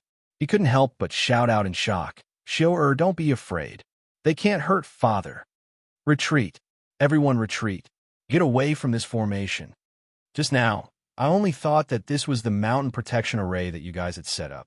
I didn't expect that this formation is actually a prison used to imprison you. Tabague came from a branch family. Since he was able to serve as a commander of the clan at such a young age, he naturally wasn't an idiot. Just like how Yuan Tianzuan had been observing him, he had also been observing Yuan Tianzuan. Tabague always felt that something was wrong. It wasn't until Yuan Tianzuan made a move and the Divine Generals and Star Lords leapt out from below, but not a single one of them managed to pass through the array formation, that Tabague finally regained his composure. The truth was similar to what he had guessed. How was this a mountain protection array? It was simply an entrapment array that only allowed people to enter and not leave. When Shunshi had laid down the array formation, he hadn't used any special magic treasures or flags. Thus, the strength of this array formation wasn't very high. It was also because of this that Tabague had mistakenly thought that this was a mountain protection array. Otherwise, with Heaven Capital's current strength, it wasn't impossible for them to escape from it. But this place was so close to Earth. If they really tried to break the array formation, they would inevitably alarm Shunshi, the one who had laid down the array formation. Before they could succeed in breaking the array formation, the great Demon King would have already descended to the moon to deal with them. And the reason that Emperor Yuan was able to capture Tabague through the great array formation was entirely because his cultivation was far higher than Tabague's. Thus, he was able to mobilize the world's heaven and earth spiritual energy to capture Tabague. It was like a tourist playing with a tiger through a fence and then accidentally having his clothes bitten by the tiger. It looked terrifying, but there wasn't any danger at all. In the worst case, he could just tear his clothes and give them to the tiger. With Tabague's cultivation, Yuan Tianzuan could only hold him for an incense stick of time. After an incense stick of time, he would naturally be able to escape. After figuring out the crux of the matter, Tabague completely calmed down. He calmly said, "Senior's cultivation is profound. If you insist on keeping this junior here to chat with you, then it is not impossible. But if you have other requests, then please forgive this junior for not accompanying you." Seeing Tabague put on an appearance like a dead pig that wasn't afraid of boiling water, Emperor Yuan didn't feel offended in the slightest. Instead, he chuckled and said, "Since you've already seen through the clues, then this old man will also be blunt. Actually, you don't need to make wild guesses. The reason this old man captured you is only to ask you a few questions. I hope you can answer truthfully." There were many people in Tiandu. Tabague didn't dare to tear apart Yuan Tianzuan, lest he cause more trouble. Therefore, after hearing Yuan Tianzuan's words, Tabague immediately replied, "Senior, please speak. This junior promises to tell you everything he knows." In fact, Tabague had already made up his mind. No matter what Yuan Tianzuan said next, he would never take half a step closer to this great array formation. As long as he could endure until the body lock technique was lifted, he would immediately take his people and leave this damned place. The reason was simple. Even a fierce character like Yuan Tianzuan was imprisoned here. Then, what kind of terrifying existence was the one who imprisoned him? So even if Tabague was given 10 times the courage, he still wouldn't explore the W ruins. Tabague honestly waited for Yuan Tianzuan to ask his questions. But after waiting for a while, Yuan Tianzuan seemed to have finished discussing with the other Emporians. Then, he finally asked his first question. "First question, how is my Tiandu's strength? How is it compared to your Tuoba family?" Tiandu's strength is valiant, superior to the Tuoba family by 30%. Second question, with Tiandu's strength, what is its position in the Supreme Palace enclosure? Hearing this, Tabague couldn't help but be stunned. At this point in time, he had also vaguely guessed heavenly venerate Yu Huan's objective. Therefore, his originally relaxed state of mind became tense again. It is in the top 3, but if it is compared with Jade, Clear Grotto Heaven, Tiandu may be slightly inferior. After hearing this, Yuhuan Tianzuan's face suddenly flashed with a trace of surprise. He probably didn't expect that, with Tiandu's strength, it was actually not the top force in the Supreme Palace enclosure. But this was also good, because only in this way could he be more confident in achieving his goal. So, after Yuhuan Tianzuan was silent for a while, he finally asked his third question. Third question, if my Tiandu is willing to unite with the Tuoba family in the form of marriage, can the Tuoba family accept my Tiandu to enter the Supreme Palace enclosure and become a force for the Tuoba family? Come, Wonderful Book House. Chapter 485. Enter the Supreme Palace enclosure. After hearing these words, even though Tabagawe had a premonition in his heart, he couldn't help but feel a little dizzy at this moment. Heavenly Venerable Yu Huan was really frank and straightforward, not hiding the thoughts in the depths of his heart at all. Was he tempted? Of course he was. So even though Tabagawe was not the head of the Tuoba family, he subconsciously stood from the perspective of the head of the family and began to seriously consider Yuhuan Tianzuan's proposal. But unfortunately, such an important decision wasn't something that Tabagawe could easily make. Therefore, after pondering for a while, he couldn't help but swallow a mouthful of saliva, and then nervously replied, reporting to Senior. This is a serious matter. Junior's words carry little weight, and my weight in the family is limited. Please forgive me for not being able to give you an immediate answer. How about this? Junior will immediately set off to return to the Supreme Palace enclosure and report this matter to the head of the family. If the head of the family has this intention, then Junior will ask him to personally come and discuss the details with you. What does Senior think? Tabagawe was indeed tempted, but he wasn't stupid. With Heaven Capital's background, why would they need to rely on others and even take the initiative to propose an alliance with the Tuoba family? Could it be that Heaven Capital needed the protection of the Tuoba family to gain a foothold in the Supreme Palace enclosure? How is that possible? Divine Generals, Star Lords, and even the 7 Empyreans. Although the world was big, where couldn't one call home? Therefore, Yuhuan Tianzuan wasn't trying to form an alliance with the Tuoba family at all, but to divert the Tuoba family and even the entire Supreme Palace enclosure's influence to oppose the master of the W ruins. Heaven Capital's strength was already terrifying. Then, how terrifying was the great figure that imprisoned them? This great figure should be the true master of the W ruins, right? Seeking luck and avoiding disaster was everyone's nature. Therefore, after thinking about it several times, Tabagawe finally decided to stay out of it. So even if Yuhuan Tianzuan used Heaven Capital as a bargaining chip, Tabagawe didn't dare to easily get involved. Tabagawe tried to be perfunctory. But how could Yuhuan Tianzuan be so easily fooled?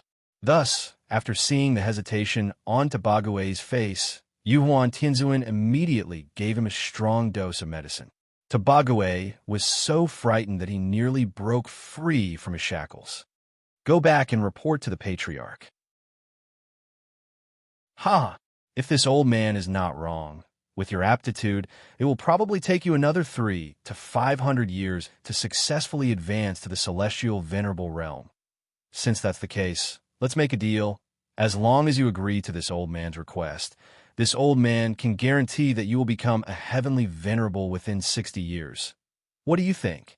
After hearing these words, Tabagawe was thoroughly shocked. Yuhuan Tianzuan's words were tactful enough. In reality, how could he not know how capable he was? Not to mention 300 to 500 years. Even if he spent his entire life with his talent, he might not be able to successfully advance to Empyrean.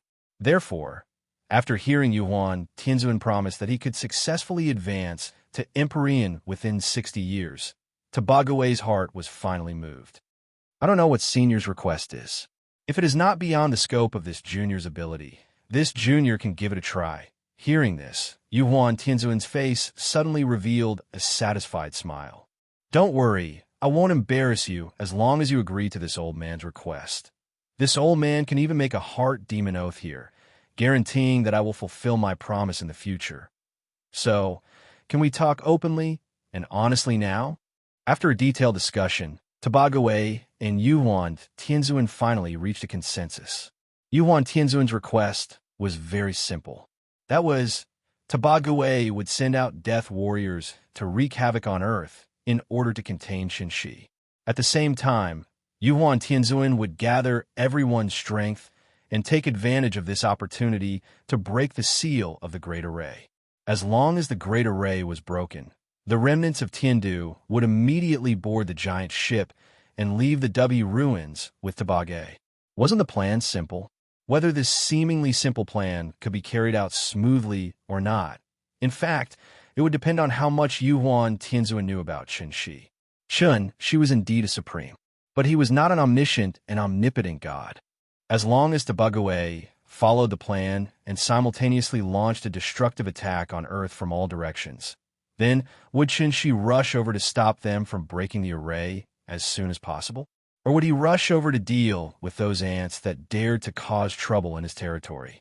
For Yuan Tianzuan, the ancient immortal cultivators represented by Tiandu were obviously the true masters of Earth. Therefore, the Homo evolutus living on Earth were nothing more than ants to him. If it wasn't for Qinshi stopping him in time, causing him to fail in building the Soul Bridge, then Tiandu should have successfully descended to Earth by now. Once Tiandu succeeded in descending, what followed would inevitably be a massacre that would sweep across the globe. Dynasties would change, rivers and mountains would change masters. A new regime would always be built on the corpses of countless people. With Yuan Tianzuan's understanding of Qinshi, he could basically be sure that, once Earth was threatened, Qinshi would inevitably solve it as soon as possible. Then, they could use this opportunity to break the seal and fly freely in the sky. Yuan Tianzuan used the entire Tiandu as a bargaining chip and the Empyrean realm as bait. Not only did he satisfy the collective interests of the Tuoba family, but he also satisfied Tabagawei's personal interests. Then what reason did Tabagawei have not to take the risk? Take a gamble and turn a bicycle into a motorcycle. Take a gamble and turn yellow soil into gold. Under Tabagawei's command, all the death warriors he brought with him were dispatched. In order to ensure the success of the plan, Tabagawei gave all his magic weapons to these death warriors, hoping that they could delay Qinshi for a while. Tuoba Xiao didn't know what agreement her father and Yuan Tianzuan had reached. However, when she saw those small star carts, each carrying 3 to 5 men of sacrifice, she faintly had a bad premonition in her heart. "Father, what are you doing?" Tuoba Xiao wanted to know the details. But what she didn't expect was her father, who had always been very gentle to her, seemed to have changed at this moment. Not only did he not answer her question, but he impatiently locked her in the cabin. "Father, what's wrong with you? Let me out." Tuoba Xiao struggled with all her might, but the cabin door had been set up by Tabagawei, so she couldn't go out at all. Seeing that Tabagawei didn't respond for a long time, Tuoba Xiao finally gave up this futile struggle. Then, she silently went to a porthole and looked at the blue planet not far away through the porthole. She stared at the planet in a daze. Suddenly, a strong, true essence fluctuation that made one's heart palpitate suddenly surged out from the side. Tuoba Xiao quickly looked down and saw a group of people led by Yuan Tianzuan floating at the edge of the array, attacking it with all their strength. Their plan began.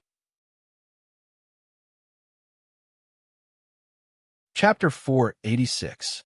Tabagawei had brought a total of 200 death warriors with him, but unfortunately, the average cultivation of these death warriors wasn't high. Besides a few golden cores, most of them were at the foundation establishment stage. Therefore, in addition to these death warriors, Tabagawei had to sacrifice most of his followers in order to ensure the smooth progress of the plan. Although most of these followers were from the side branches of the Tuoba family, they were still considered to be from the same branch as Tabagawei. Some of them even called him grandfather. It was precisely because of this that when Tobagaway made this decision, his heart was actually dripping blood. This was the so-called success of a general was built on the bones of 10,000. In the face of absolute benefits, the only thing Tobagaway could do was silently make a promise in his heart. He promised that he would treat the family of these followers well in the future. This was an unavoidable sacrifice for the sake of a great cause. Tobagaway believed that, once the plan succeeded, as a party to this transaction, he would obtain an unimaginable interest. In fact, as long as he could smoothly become an Emperorian, then with the support of Yuan Tianzuan, Tobagaway could even choose to establish his own family and become a rising power comparable to the Tuoba family. In order to lure Tobagaway into the trap, Yuan Tianzuan had even directly made a heart demon oath in front of him. In the face of such generous transaction conditions and such an honest transaction partner, how could Tobagaway not be moved? Of course, there were risks. Since he chose to stand on Yuan Tianzuan's side, it meant that he would inevitably become a thorn in the side of the master of the W ruins. Once the plan failed, Tobagaway didn't need to think to know how miserable his fate would be. Even so, Tobagaway chose to stand on the side of benefits. Only children could distinguish between right and wrong. Adults only looked at benefits. In the face of absolute benefits, some people could even betray their own flesh and blood, let alone distant relatives 3 or 5 generations away. Therefore, the Tuoba family's action team set out according to plan.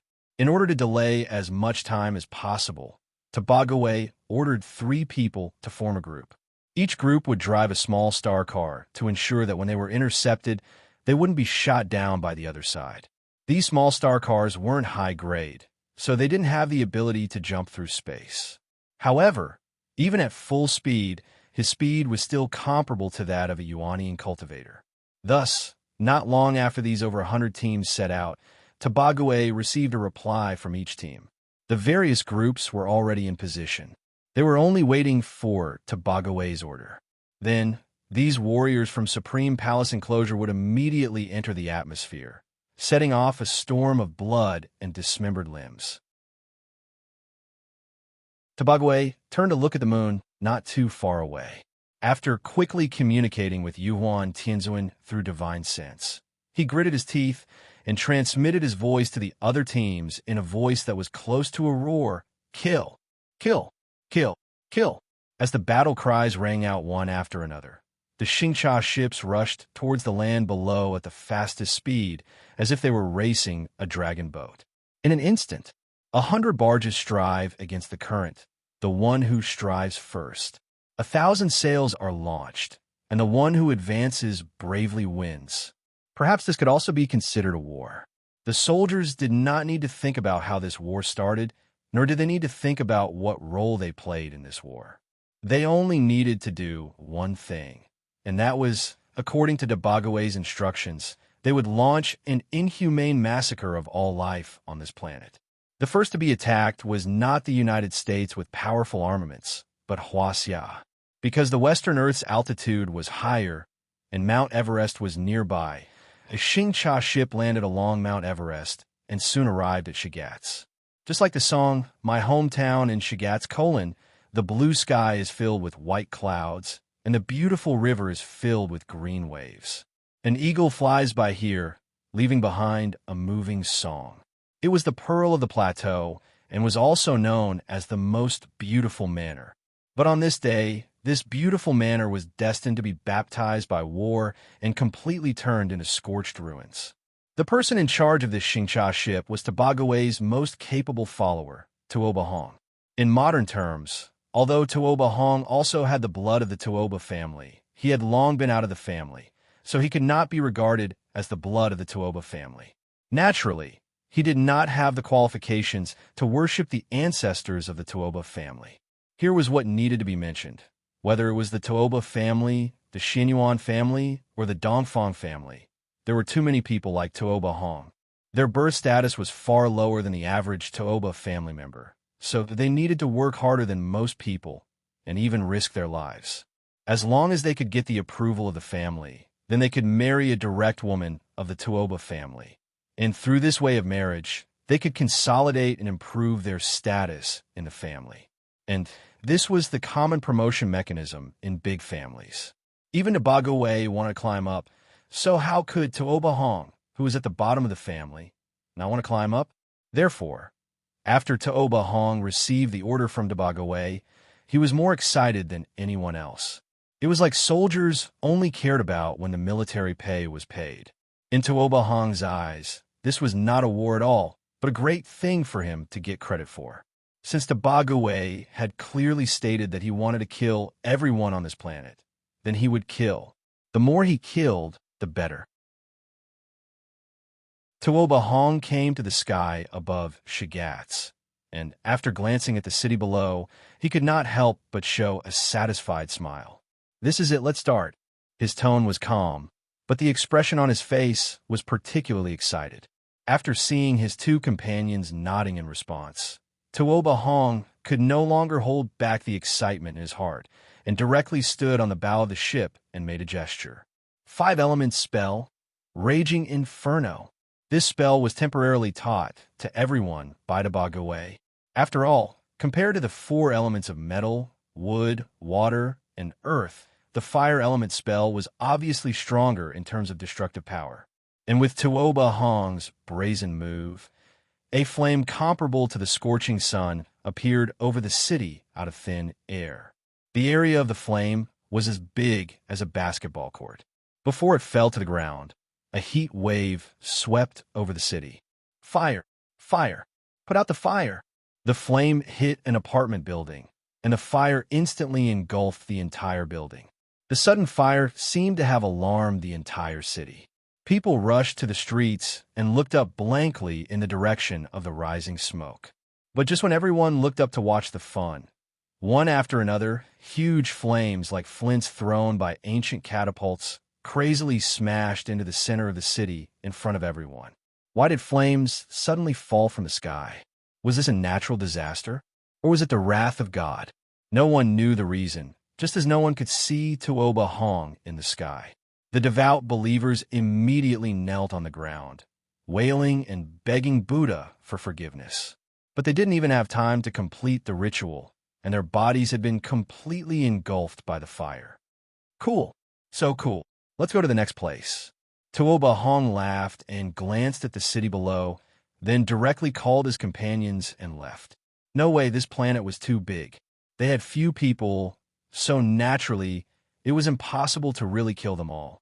So after a fire hurriedly burned Shigatz, Tuoba Hong immediately turned the bow and sailed all the way to India according to the previously established route. And this was the action plan drawn up by Tabagaway in order to contain Shenxi. Wherever Xingcha passed, it would become a purgatory of fire in the world. Chapter 487. One after another, Xingcha landed all over the world. While Tuoba Hong was burning Shurgaze, the rest of the teams also launched an attack on the cities below.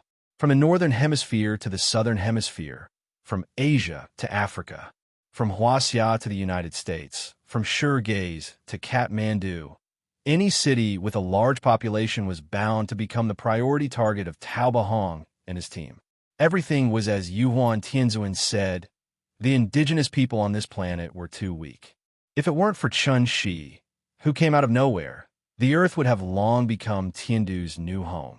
In order to successfully persuade Tabagaway, Yuhuan Tianzuan provided the Shadow Stone they had left when they fought with Chun Shi in the outside world. The Shadow Stone recorded the entire process of the fight between the two sides in detail. And this was obviously what really moved Tabagaway. Chun Shi fought with Tiandu twice.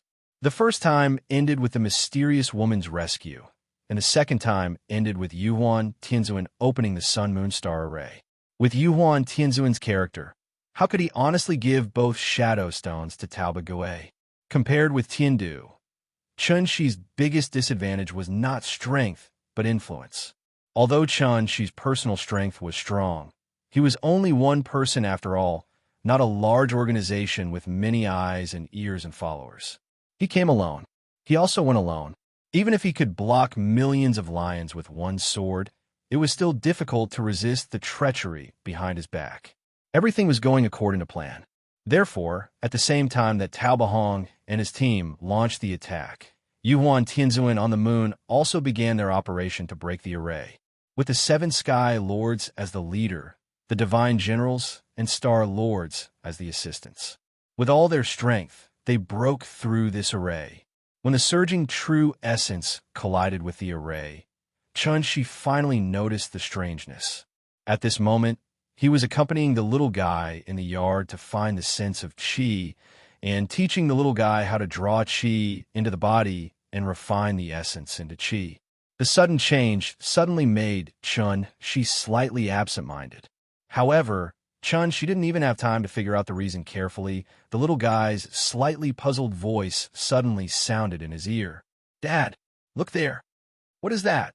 Is the sun falling?" Hearing this, Chun-Shi quickly raised his head and looked in the direction the little guy was pointing. But he saw that in the sky, thousands of meters high, a huge flame appeared out of thin air. Looking from a distance, the flame was like the sun, smashing towards Shangjing City at an extremely fast speed. Seeing this, Chen couldn't help but be startled. But soon after, a burst of uncontrollable anger suddenly rose in his heart. You're courting death." Since the seal had been touched, it meant that Yuhuan Tianzuan was forcefully breaking through the formation. So Chun-Shi obviously did not take the sudden appearance of the fire in front of him to heart. With a ruthless howl, a longsword formed from true essence appeared out of thin air above the courtyard. Then, like a meteor, the longsword instantly cut through the sky and shot straight towards the ball of flames. Bam! With a muffled sound, the ball of flames completely turned into a cloud of white smoke and dissipated. Fortunately, it was afternoon and the sun was shining brightly in the sky, so not many people noticed the abnormality just now. "Nian, wait for me here obediently. Daddy will be right back." Just as Yuhuan Tianzuan had guessed, Chun-Shi's first reaction was to rush to the moon to settle the score with him. However, as he soared into the sky and spread out his divine sense, Chun-Shi suddenly discovered there were signs of true essence fluctuations in the air. Chun-Shi followed these fluctuations all the way and almost instantly came to the front of one of the Xingcha. "Who are you? Why are you making trouble here?"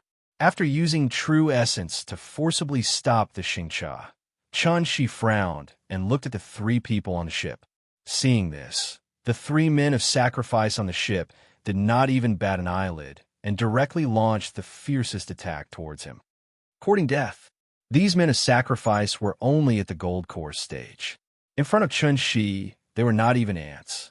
The current situation was urgent. Yuhuan Tianzuan was still breaking the formation, so Chun-Shi did not have time to play the game of torture with them. So, he directly used a secret method on the three people on the ship. Soul snatching. Later, Chun-Shi finally understood everything. Although these men of sacrifice were brainwashed every once in a while, they still clearly remembered the last order given by the Bagawei, that was, kill. Wherever they go, kill without mercy. Since Chun-Shi knew the cause and effect, there were only two choices in front of him. Either he immediately rushed to the moon and beheaded Tiandu on the spot, or he immediately rushed to all parts of the world to stop the killing of the Tooba family's men of sacrifice.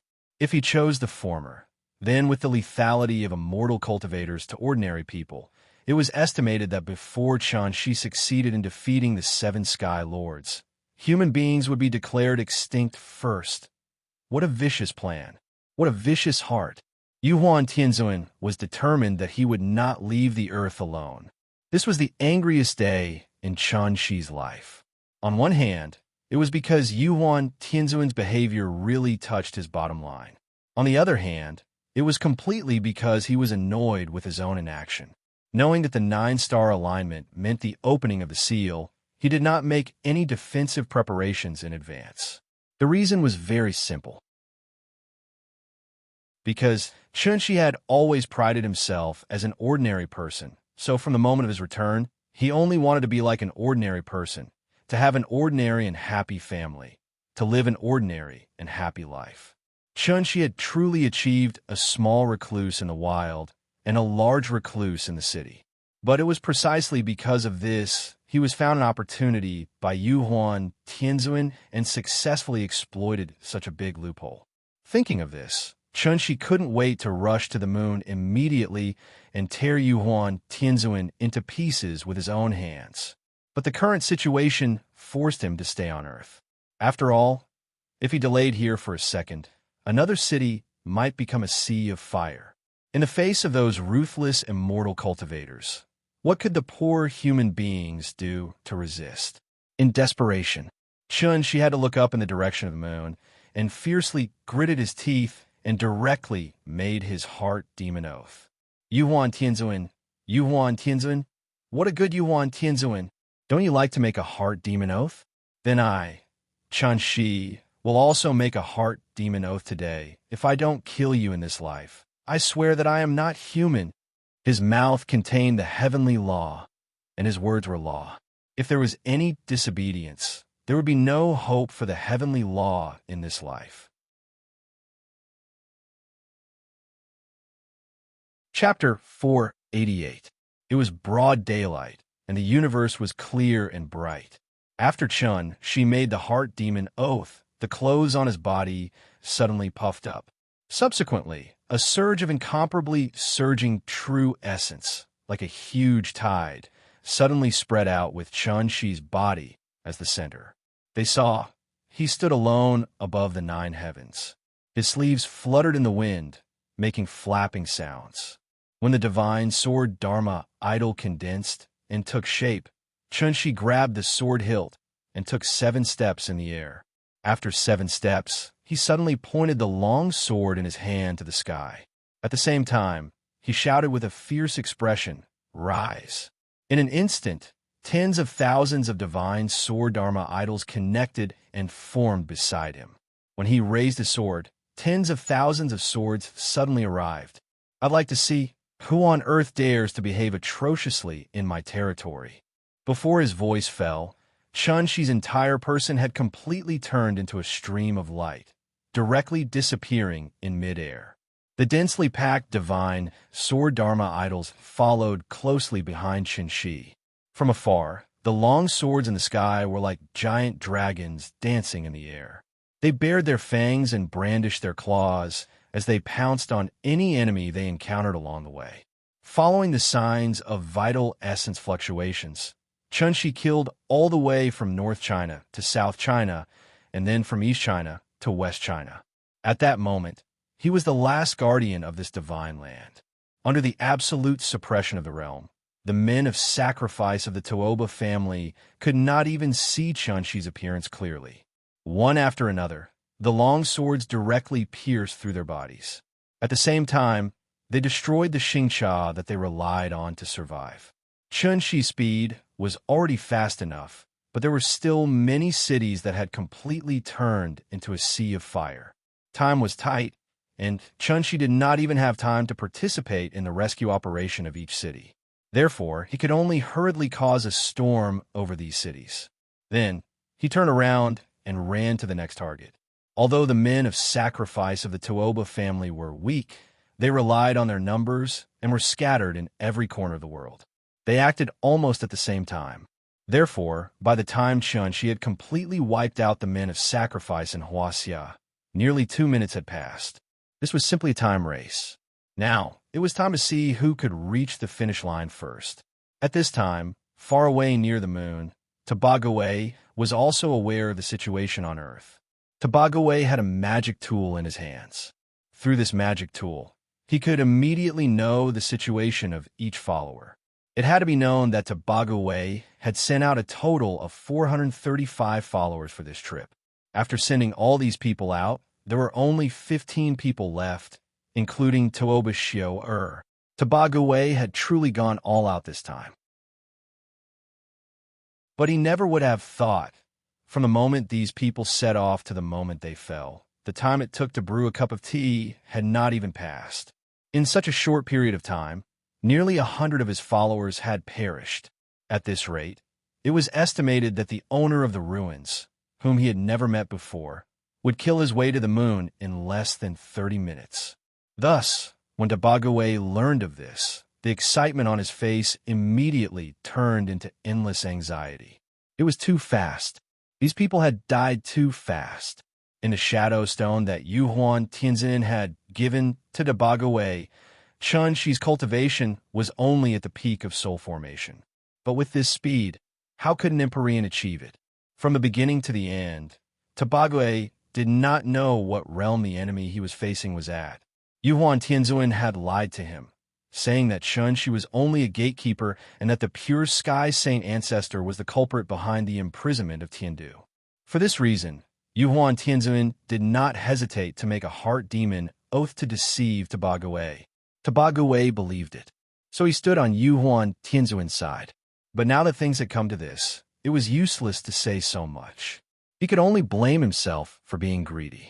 He did not go to Earth to investigate in advance and listen to Yuhuan Tianzin's side of the story.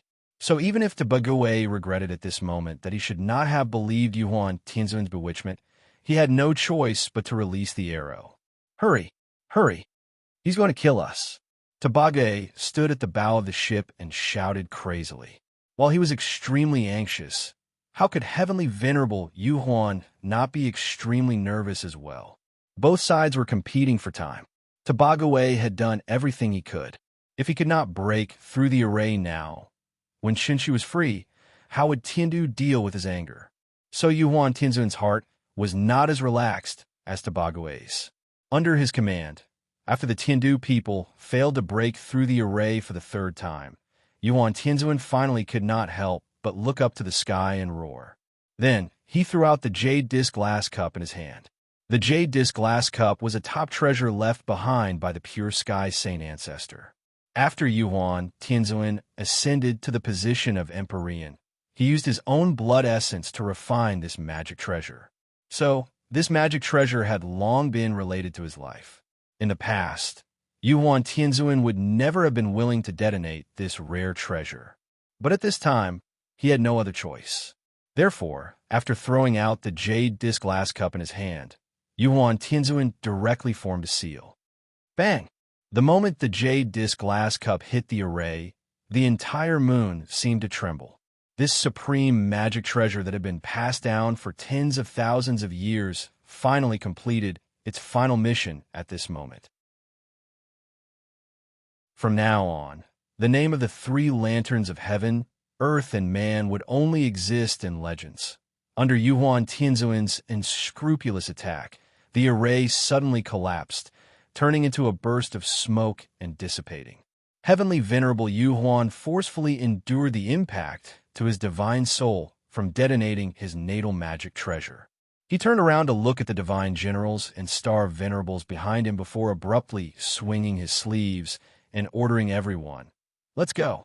Then, with Yuhuan Tianzin as the leader, the remnants of Tiandu rushed to the giant ship that carried their future. At the same time, Chun Shi, who was on Earth, also sensed everything. The moment the array was destroyed, he instinctively wanted to chase after them and stop them. But the raging fire in the city below made him stop in his tracks. Although he was confident that he could stop Heavenly Venerable Yuhuan's group, it was possible that those damned bastards would burn down another populous city.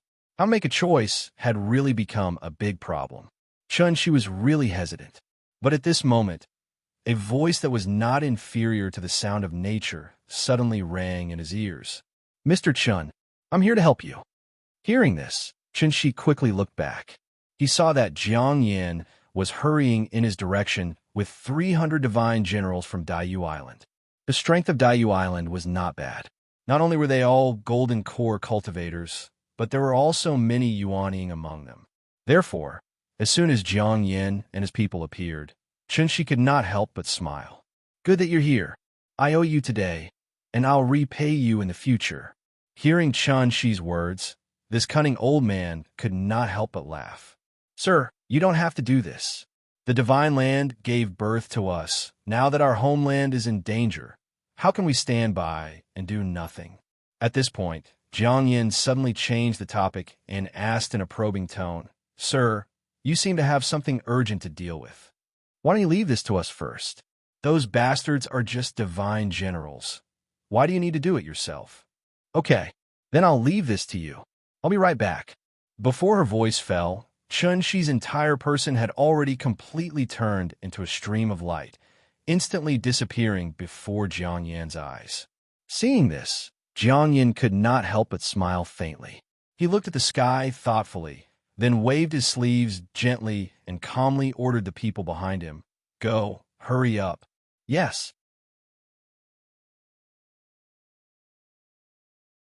Chapter 489.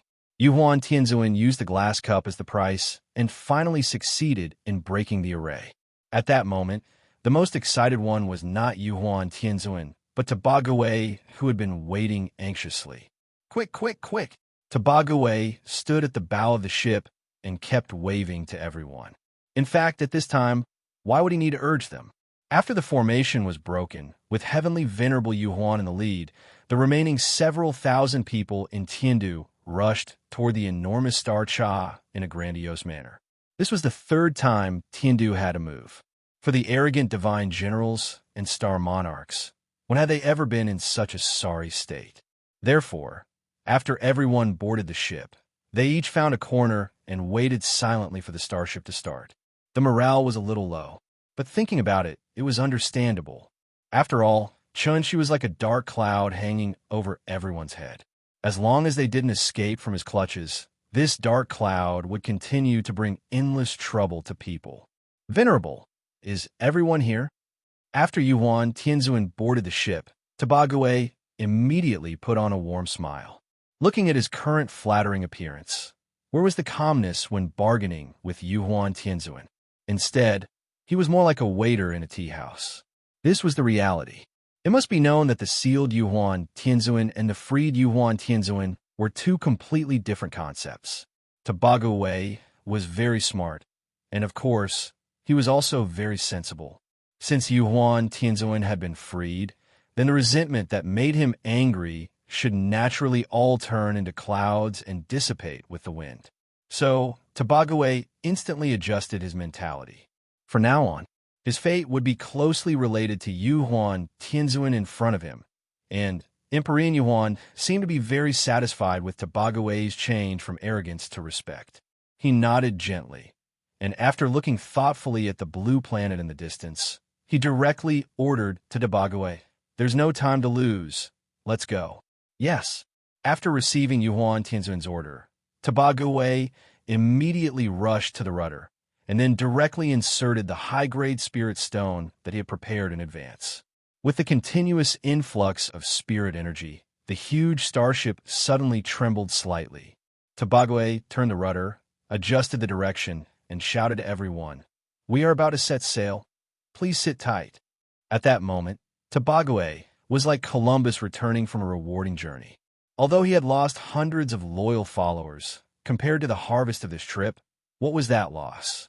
As long as he successfully brought Yuhuan Tianzuan and the others back to Supreme Palace Enclosure, then he would be the greatest meritorious service. What kind of impact would this have on the current situation of the Supreme Palace Enclosure? Thinking of this, he couldn't help himself. But what Tabagawei didn't. Just as he gripped the rudder and was about to set off, a terrifying pressure that caused one's heart to palpitate suddenly came from afar. The strength of this pressure was enough to make one's legs go soft. What's more, there was obviously a monstrous killing intent. What's going on? Tabagawei was startled by this killing intent that seemed to have materialized into reality. After reacting, he wanted to control the starship enclosure to directly perform a space jump. But unfortunately, before the starship enclosure could perform a space jump, it must be in a high-speed flying state. So Tabagawei could only push the starship enclosure with all his strength, hoping to escape from this terrible place as soon as possible. The starship enclosure needed to be accelerated before it could perform a space jump, but Chun-Shi, who had already mastered the true meaning of the word void, didn't need to. Therefore, after a few breaths of time, his figure had already appeared not far behind the starship enclosure, and was clearly reflected in the eyes of everyone on the ship.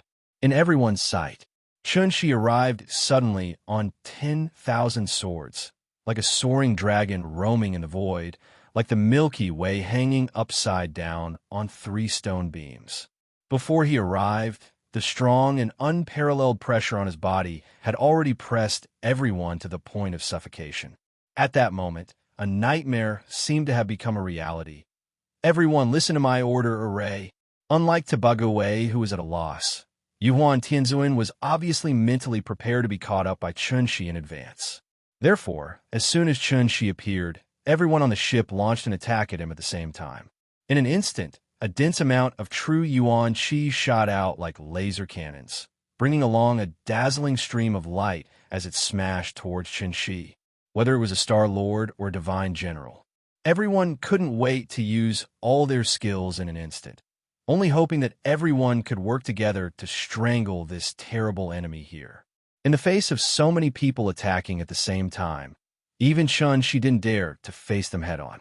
Therefore, his figure flashed and suddenly disappeared from everyone's sight. Where is he? Where did he go? The killing move that everyone on the ship had been preparing for a long time missed just like that. No one knew where Chun-Shi had gone, so they subconsciously turned their heads to look for her. Seeing this, Yuan Tianzuan immediately raised his arms and shouted, "Don't panic. Be careful. Don't let down your guard. Although this person's cultivation is high, we have many people in Tiandu. He definitely won't dare to fight us head-on. So he can only hide in the dark and wait for an opportunity to sneak attack, try to defeat us one by one. Everyone, don't be distracted. Don't fall into his tricks." After Yuan Tianzuan said this, everyone calmed down, so they released their divine sense, hoping to find Chun-Shi's trace in the first place. At this time, Yuan Tianzuan suddenly turned around and asked Tobagaway anxiously, "How long will it take?" 3 breaths. Only 3 breaths. Note, 1 breath is about 2 to 3 seconds. Tobagaway gave a very positive reply. Xingcha had been accelerating. As long as she successfully accelerated to the state of space jump, then even if Chun-Shi was a supreme, he wouldn't be able to attack them in this state. In fact, from the moment he saw Tobagaway, Yuan Tianzuan had already made various plans in his heart. According to Tobagaway's description, there should be many supreme-level existences in Supreme Palace enclosure. Therefore, if Chun-Shi was really determined to pursue and beat them up today, Heavenly Venerable Yuan would at most drag the battlefield to Supreme Palace enclosure. He didn't believe that no one could stop Chun-Shi. Heavenly Venerate Yuan had calculated everything. But the only thing he hadn't expected was in order to kill him, Chun-Shi didn't even hesitate to make a heart-demon oath. Therefore, the moment he talked to Tobagaway, Chun-Shi's figure appeared from the void. This was the anger from Hua, Xia's bloodline. Of all the things Emperor Yuan shouldn't have done, the thing he shouldn't have done the most was to treat the lives of mortals as grass. Thus, he had to die. The moment Chun-Shi appeared, the long sword in his hand drew a cold light in the air. Moonlight Sword Art, 3rd Style, 10,000 swords returned to origin. Chun-Shi's appearance was very sudden. Besides Yuan Tianzuan, who was closest to him, almost no one reacted. Heavenly Venerate Yuan instinctively wanted to block it, but what he never thought was Chun-Shi's sword tip didn't point directly at him, but at the side, Tobagaway.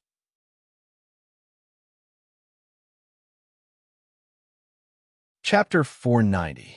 First of all, Xingcha could barely be regarded as a magic weapon, especially this kind of large Xingcha. It needed the master's blood essence to feed it. After it was completely refined, it could be controlled at will. Therefore, the first thing Chun-Shi wanted to kill was not Yuan Tianzuan, but Tobagaway. In addition, there was also an analogy here. If Chun-Shi was compared to a tiger, then Tiandu's group was naturally a flock of sheep.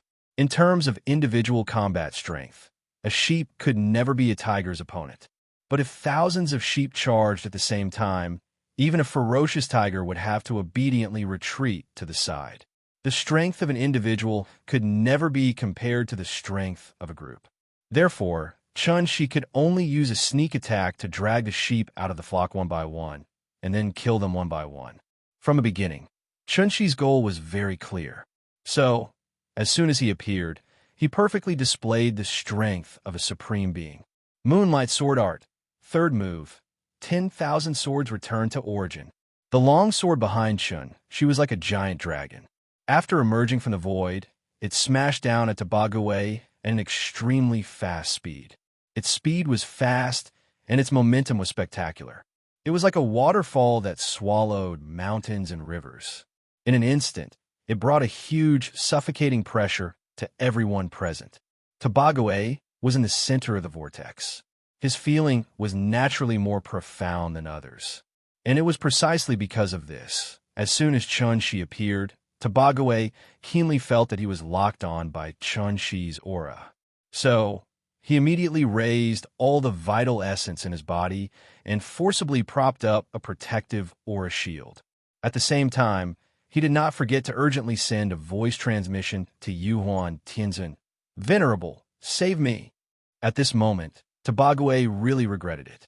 Chun-Shi did not care about Emperor Yuhuan and instead made a special trip to find trouble with him. A small fry. Wasn't it obvious that he wanted to kill him, then seize control of the Xingcha, and finally slowly kill everyone on the ship? And at this time, if Tobagaway still didn't know Chun-Shi's true strength, then he really would be too stupid. Supreme Martial Artist. This was a living, supreme being. He was in big trouble today. In just a flash, tens of thousands of swords smashed into Tobagaway's protective astral shield. He didn't even have time to react before he spat out a large mouthful of blood from the shockwave of the true chi. Poof! His protective shield shattered with the sound. Tobagaway's eyes flashed with despair. A mirthless smile suddenly appeared on his face. Just what did he, Tobagaway, deserve to die under the sovereign's sword today? Thinking about it carefully, this seemed to be a kind of honor. Humans would always have some different feelings before they died. Tobagaway had already mentally prepared himself. But at this critical juncture, a figure suddenly appeared in front of him and risked his life to block this fatal blow for him. Of course, this person couldn't be Tuobashio-er. Moreover, Tuobashio-er didn't have such ability. Therefore, when this person risked his life to block this blow for Tobagaway, even Chun-Shi couldn't help but show a trace of surprise. At that moment, time seemed to stand still. The focus of the audience was on this figure. This person wasn't it Yuhuan Tianzun. No one could smoothly block the full blow of a supreme martial artist. Yuhuan Tianzun was no exception. Therefore, the moment the tens of thousands of swords arrived, the energy around Yuhuan Tianzun's body suddenly stagnated. The protective shield also cracked and collapsed. In front of an insightful Void Realm expert, a Divine Transformation Realm expert had no ability to resist. But even so, Yuhuan Tianzun had no intention of retreating. He looked up to the sky and roared. The defensive magic weapon on his body suddenly bloomed with a burst of brilliant light. Even if a supreme martial artist is above, I will not retreat half a step. In an instant, the body of the 10 celestial sovereigns, who had been in a high position for a long time, burst out with a tenacious fighting spirit that didn't fear death. Bang! Bang! Bang! 10,000 swords returned to origin was very different from other moves. This move's sword chi was vigorous and long. After the move was released, it was like a huge wave. Wave after wave bombarded the enemy's body continuously until the attack was completely eliminated. Under such a violent collision, the people on the ship naturally reacted at this moment. Then, they spontaneously attacked Chun-Shi. Seeing that things were not going well, Chun-Shi could only hurriedly withdraw his true essence and then escape into the void again. This was the method of an insightful emptiness. His movements were erratic and formless, making it impossible for others to detect his presence. When Chun-Shi disappeared like this, the people no longer attacked randomly. Instead, they rushed forward like a swarm of bees and hurriedly protected Yuhuan Tianzun in the center. Seeing that Yuhuan Tianzun's situation was not very good, Celestial Sovereign Xuanzhen immediately stepped forward to support him. Then he asked with concern, "Yuhuan, are you okay?" "I'm fine. Yuhuan Tianzuan clearly suffered a heavy blow from Chen Shi, but at this moment, it was as if nothing had happened. Other than his pale face, Celestial Sovereign Xuanjin could not see any injuries on his body. Celestial Sovereign Xuanjin seemed to want to ask something. However, Yuhuan Tianzuan directly waved his hand and quickly ordered the people, "Formation. The crisis is not over yet. Don't be distracted." As expected, before Yuhuan Tianzuan's voice died away, Chen Shi's figure once again appeared in front of everyone's eyes. He had missed the best opportunity when he missed his attack just now. At present, most of the remaining Heaven Capital troops were concentrated near the rudder. Even Chen Shi did not have the confidence to break their formation in an instant. Therefore, he could only move to the stern of the ship and concentrate all his true essence on his hand. This time, he did not use a sword. Instead, he chose a saber that he did not use often. The sword was nimble and the saber was strong and fierce. Great clumsiness turned into simplicity. One saber was enough. The third move of the Flaming Sun saber technique. One saber cleaving the sky. They saw, the moment Chen Shi appeared, he was already holding the saber with both hands. The tip of the saber was pointed at the sky. Such a powerful move. Even if it had not been used yet, its power could not be concealed. When Heavenly Venerable Yuhuan sensed the commotion, his expression immediately changed. He shouted fiercely at the crowd, "Quick, stop him!" Hearing this, everyone turned around, wanting to launch a joint attack on Chen Shi again. But could their speed be faster than Chen Shi? So the moment everyone turned around, Chen Shi drew his saber. At that moment, he was like a god descending, proudly standing above all living beings. Man and saber became one. The saber aura suddenly came into being, as if it was going to destroy everything in its path. It made it impossible for people to avoid it. This was the simplest, most direct, and also the most unfancy saber. With an unparalleled, domineering aura, it slashed towards the incomparably huge Xingcha. Didn't Yuhuan Tianzuan want to ride Xingcha to Supreme Palace enclosure? Since he couldn't kill Tabagaway, he might as well destroy this ship. As long as Xingcha was destroyed with the flying speed of Yuhuan Tianzuan and the others, when would they be able to fly to Supreme Palace enclosure? The journey to the stars is long and the sky is high. Don't worry, I will play with you slowly.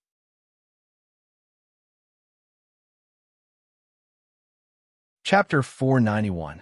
3 Breaths. It took less than 10 seconds. After Yuhuan Tianzuan sacrificed himself to block Chen Shi's attack for Tabagaway, who had narrowly escaped death, pinned all his hopes on Xingcha. At that moment, Tabagaway only felt that his mind was blank. Everything in the outside world seemed to have nothing to do with him anymore. The only thing that could attract his attention was this faintly fluorescent high-grade spirit stone in front of him. As long as this high-grade spirit stone in front of him suddenly bloomed, it meant that Xingcha could perform a space jump. 1 breath, 2 breaths, 3 breaths. When Tabagaway exhaled a mouthful of turbid air for the 3rd time, his eyes suddenly burst with a burst of light, and the excitement on his face was even more indescribable. However, what Tabagaway didn't know was, just as he was excited, Chen Shi, who was standing proudly at the stern of the ship, also slashed out with a long saber in his hand. Red Sun Saber Techniques, 3rd move. 1 saber cleaves the sky. This was a saber condensed from the true essence of a Dongshu stage cultivator. Chen Shi hadn't even slashed out, but this saber light was already like a pillar supporting the sky, instantly increasing by hundreds of times. In terms of length, it was even much longer than the huge Xingcha in front of him. "Break for me!" Chen Shi roared, and he finally slashed out with the saber in his hand. This saber light drew a perfect arc in the air at a speed that was difficult to see with the naked eye. It flashed from top to bottom. Its speed was so fast that it made people speechless. The people on the ship didn't even have time to react before the saber light flashed past their eyes. "It's over." Yuhuan Tianzuan watched all this happen, but he was powerless to stop it. But just when he was in despair, A burst of extremely strong light suddenly bloomed in front of Yuhuan Tianzuan's eyes. The light was so dazzling that it was even brighter than the afternoon sun.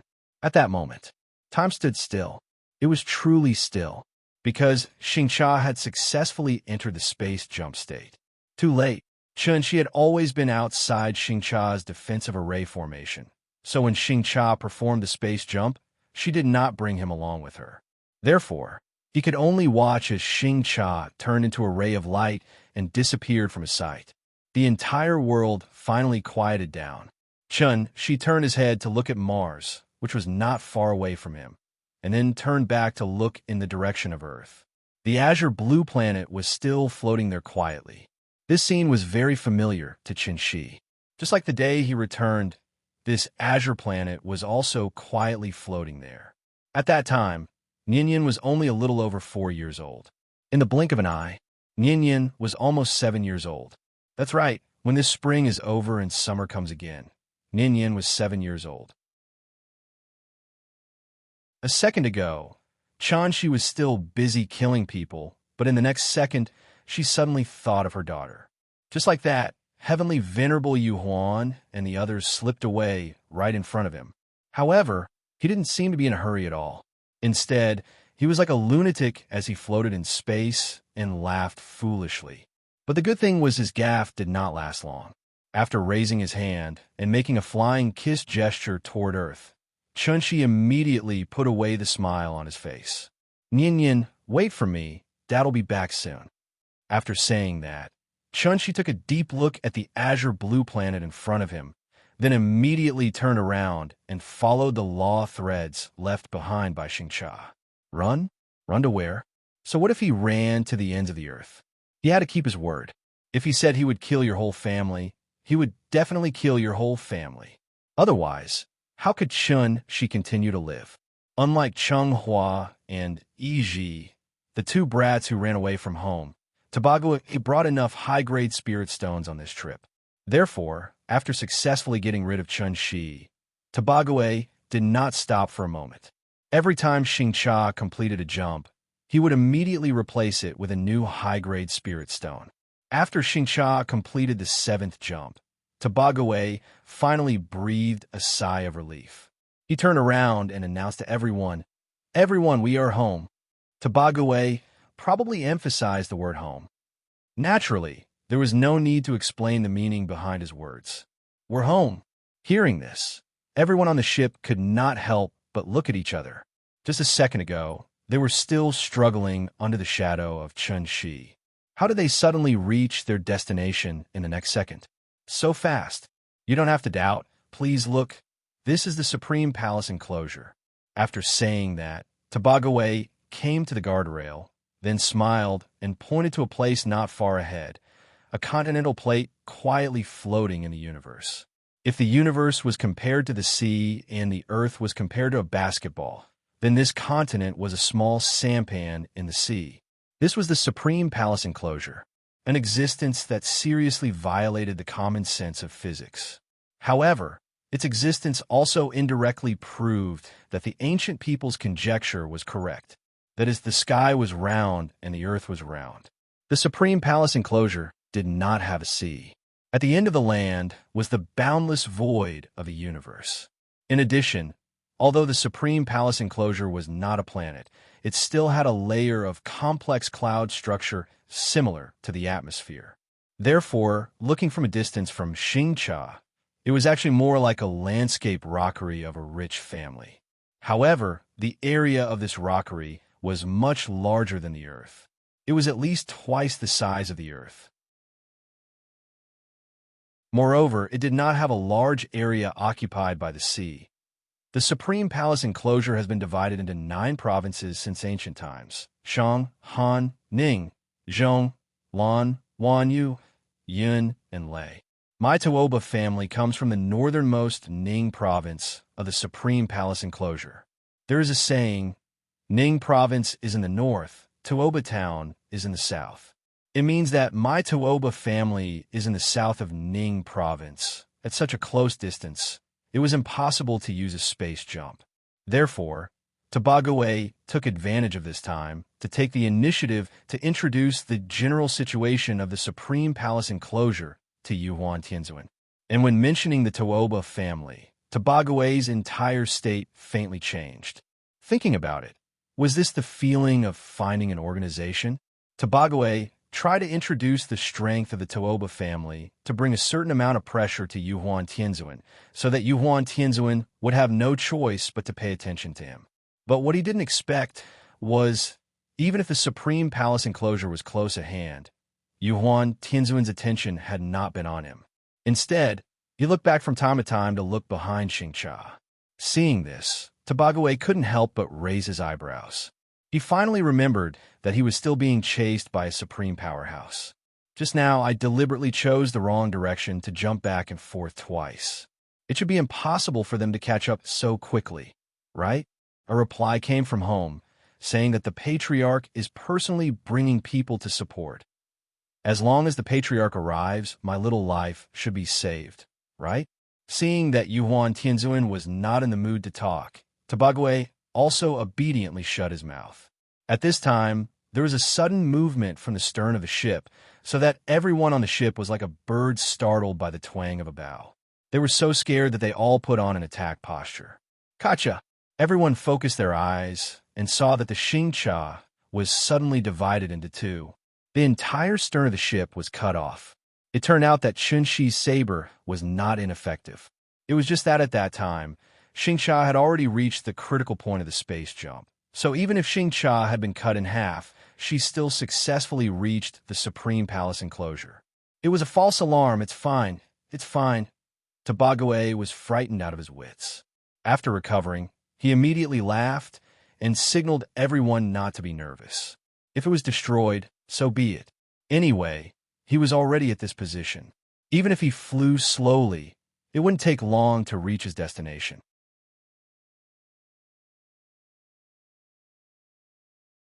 Chapter 492. I'm very puzzled. Why is there more and more rhythm recently? Is it the first day that I started to update every day?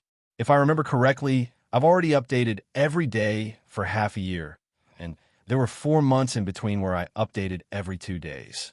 Of course, I can understand saying that I'm slow is actually a disguised form of urging me to update. Covering face shyly, so I want to thank everyone for their continuous support. Every comment, every monthly vote, every recommendation ticket, every tip you gave me. Actually, I've seen it all and remembered it in my heart.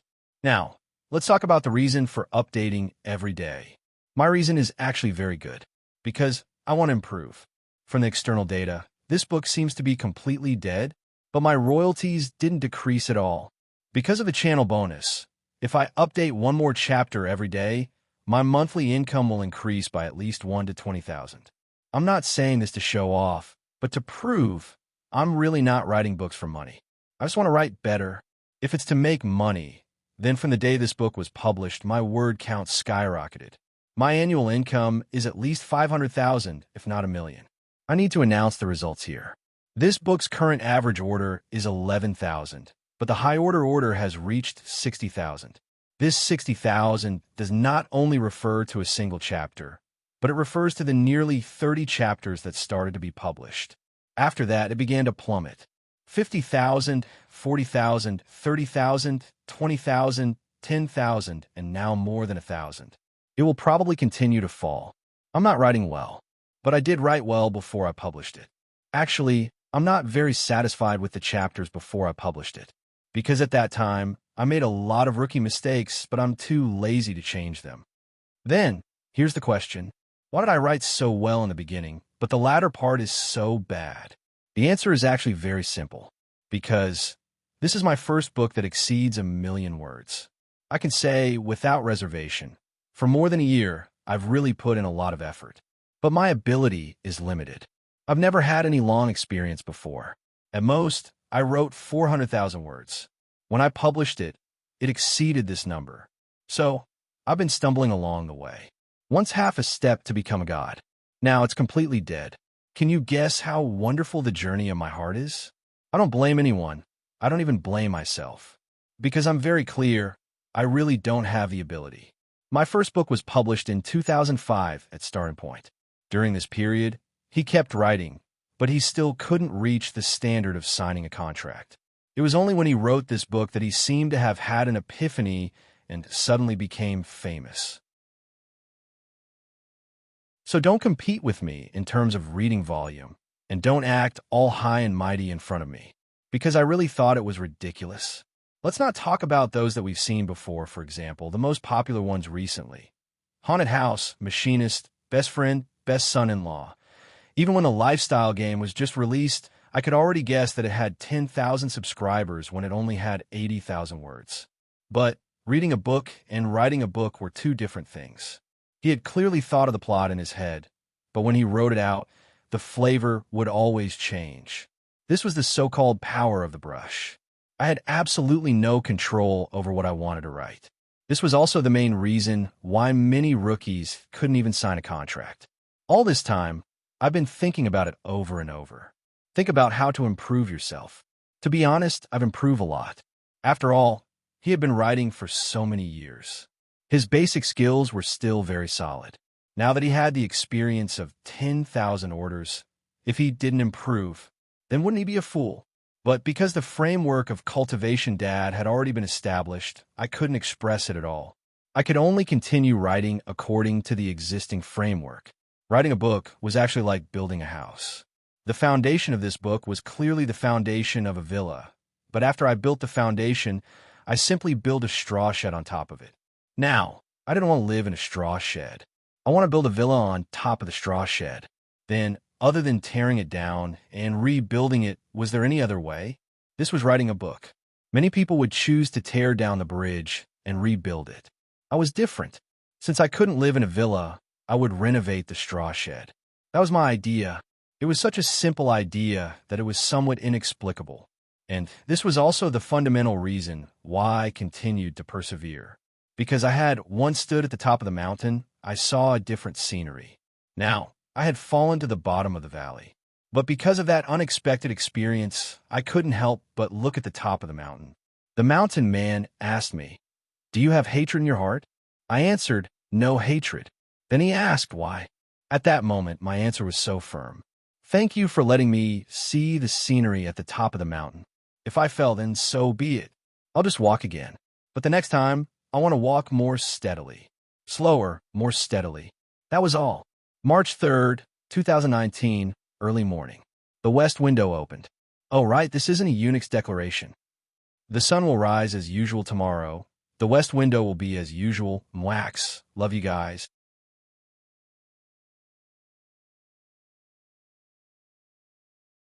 Chapter 493. Formation. As soon as he heard these words, Tabague was so scared that he began to tremble. He looked in the direction that Heavenly Venerate Yuhuan was pointing at and saw that a beam of light had appeared diagonally above Xingcha at some point in time. Furthermore, it was rapidly flying in their direction. From a distance, this light was like a meteor. After drawing a beautiful straight line in the sky, it directly smashed in front of everyone. Bang!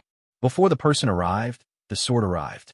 Sure enough, it was Chun Shi chasing after them again. Seeing this, Yuhuan Tianzuan did not seem to be very surprised. His face turned cold, and then he ordered everyone in a loud voice, "5 divine generals, take your positions. Activate the innate 5-direction flags and set up the heavenly cycle stars formation. Rise!" As soon as this order came out, there was a small commotion on the ship. What needed to be mentioned here was, after the Battle of Dragonhead Peak, the 5 divine generals of Tiandu and the Rakshasa Star Lord had lost a lot of people, so Yuhuan Tianzuan could only temporarily choose suitable successors from the existing survivors. These people's strength was not bad, but they had not undergone systematic training, so the moment they heard Yuhuan Tianzuan's order, they seemed a little flustered. To think that our Huang Tiandu, to think that he would end up without a successor, it's really lamentable. Looking at the clumsy positioning of these divine generals and star lords, Heavenly Lord Xuanjin could not help but sigh. Hearing this, the faces of the 6 heavenly lords, including Yuhuan Tianzuan, flashed with a trace of sadness. Once upon a time, Tiandu was so glorious and strong.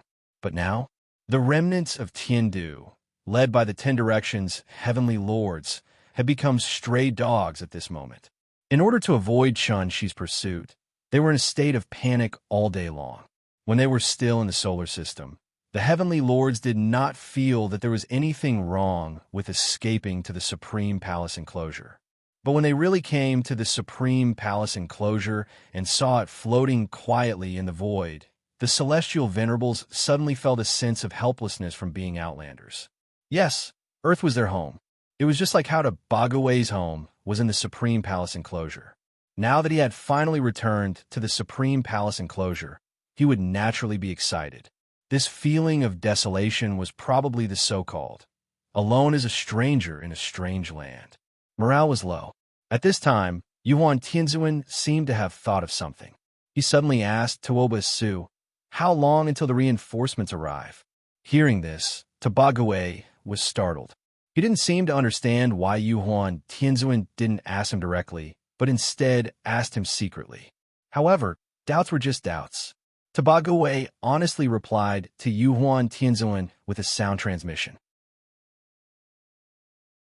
The family has already given a clear reply, and the family head is on the way with people. According to my estimation, we'll be able to see the reinforcements in 30 minutes at most. Good. Then we'll hold on for another incense stick's worth of time. Yuan Tianzuan nodded calmly at Tobagawe, then turned around and flew to the side of the high platform. He lowered his head and looked around the audience, then suddenly let out a long roar towards the sky, angrily roaring, "Hateful! Even if we abandon our home and flee to a foreign land, the thief is not willing to let us live. We have been forced into a corner, so I've decided, instead of being trampled on and humiliated like this, it's better to go all out and fight to the death with that evil thief. Yuan is here to ask everyone, today, are you willing to fight with me?" As soon as these words came out, the audience boiled over. Before, everyone was busy running for their lives, so they couldn't raise any morale. Now that they had come to the Supreme Palace enclosure, this strange place in front of them seemed to give them infinite courage. That's right, they had even lost their home, so what was the use of keeping their lives? Where was the integrity of Tiandu? Where was the glory of Tiandu? After thinking of their last trace of dignity, everyone's fighting spirit was immediately summoned by Yuan Tianzuan. Fight! Fight! Fight! The moment the massive heavenly cycle star formation was set up, a silver-white shield suddenly appeared around Xingcha, protecting her within. In fact, this formation was not a killing formation, but more like an auxiliary formation. Its biggest function was to connect everyone in the formation together, so that their vital essences could be intertwined and converge to achieve the purpose of glory and glory. No, the power of the formation has decreased by at least 30% after losing the central Wuji apricot yellow flag. Let me be the eye of the formation. After saying that, Heavenly Lord Xuanzhen prepared to move to the lost corner. However, at this moment, Heavenly Venerable Yuan pulled him back without batting an eyelid, and then shook his head slightly. What's wrong? Heavenly Lord Xuanzhen, who had always been straightforward, was confused. Heavenly Lord Wondrous Spell, who was next to him, directly pulled him to his side and softly explained to him. What? After hearing Heavenly Lord Wondrous Spell's explanation, Heavenly Lord Xuanzhen's expression was interesting. It turned out that Yuan Tianzuan wanted his subordinates to block the attack for him. Who did Chun-Shi really want to kill? Wasn't it the Heavenly Lords present? As the leaders of Heaven Capital, the 7 of them were the real culprits that caused Earth to suffer. Since the 7 of them were no match for Chun-Shi, then the best way. Obviously, they wanted their subordinates to block the attack. Now that the 7 of them were in the center of the formation, if Chun-Shi wanted to successfully kill them, he had to break through the formation first. However, the formation connected everyone's lives tightly together. As the saying goes, unity is strength.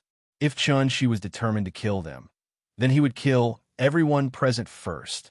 It was just that these silly heavenly generals and star lords had been betrayed by Yuan Tianzuan without realizing it. Instead, They firmly believed that they were fighting for their dignity. It was just like the slogan they chanted. Everything was for the prestige of the holy ancestor. Everything was for the glory of Heaven Capital. With the appearance of Chun Shi, the final battle between him and Heaven Capital finally began. The remaining half of Xingcha was still flying in the universe. The fairy-like Supreme Palace enclosure was not far ahead. However, this last stretch of distance, it turned this Xingcha into a purgatory on Earth. Chun Shi attacked fiercely again and again, but the formation dissolved them into nothingness time and time again. It was true that he was a supreme. However, in such a short period of time, even a supreme was somewhat helpless in the face of such a tenacious resistance from everyone. Chun Shi was somewhat confused. What was wrong with these people? Why did they suddenly become so fearless of death? As soon as he showed himself, all sorts of magical treasures and spells would be thrown at him. He slashed at the formation's shield again and again. With every slash, the violent impact caused by the collision of true essence would be instantly dispersed to everyone.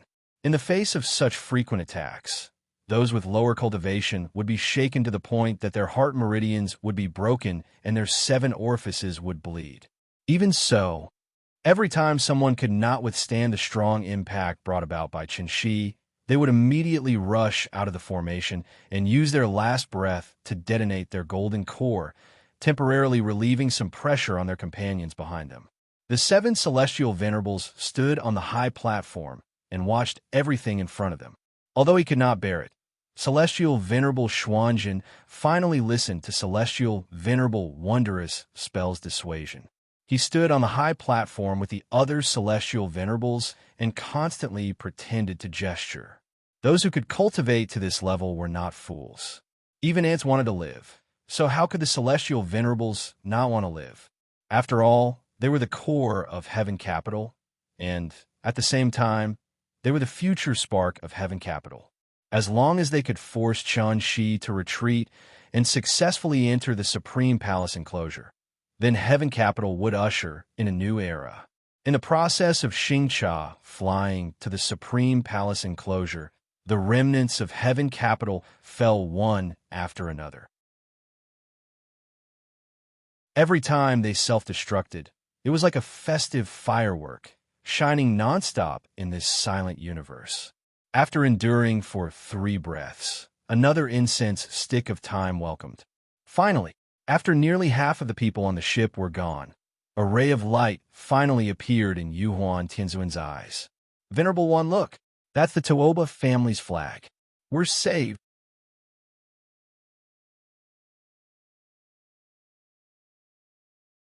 Chapter 494. While the remnants of Tiandu were struggling to resist Chun Shi's attack, Tobague's cry of "We are saved" was no less exciting than a stimulant.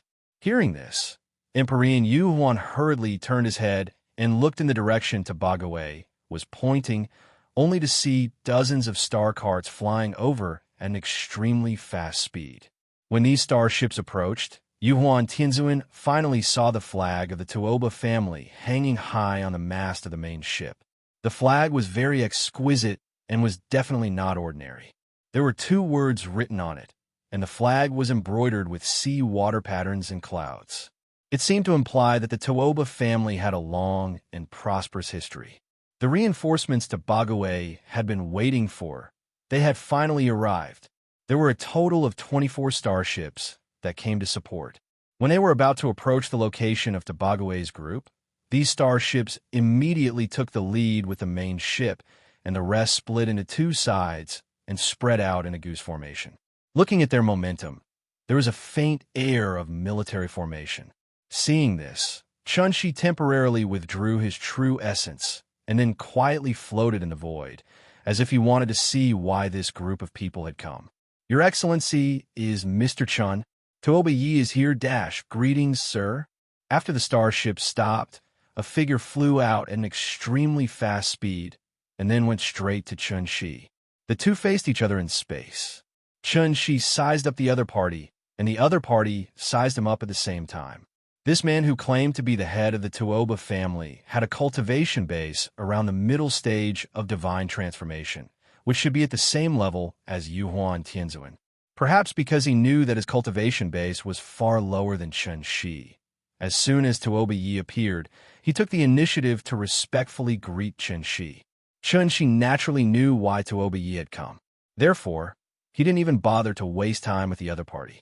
After waving his hand indifferently, Chen Shi said coldly, "Since I've chased you all the way here today, I've already made it clear that I will never let this matter go. Get out of the way. You can't stop me." After saying that, Chen Shi's figure disappeared from Tuoba Yi's sight. By the time Tuoba Yi came back to his senses, Chen Shi had already caught up with the dilapidated Xingcha in front of him and continued to demolish it. Bang! When the sword light emitted by Chen Shi once again collided with a large array, a strong wave of true essence instantly set off in the void. At that moment, the joy of seeing the reinforcements immediately fell to the bottom of the valley. Even though the Tuoba family's reinforcements had arrived, the situation didn't seem to have improved. Chen Shi was still attacking the formation. Everyone was still struggling to hold on under his attacks. Inside the array, Yuhuan Tianzuan and the others looked at the sky with stern expressions. At this point, they could only place all their hopes on Tuoba Yi.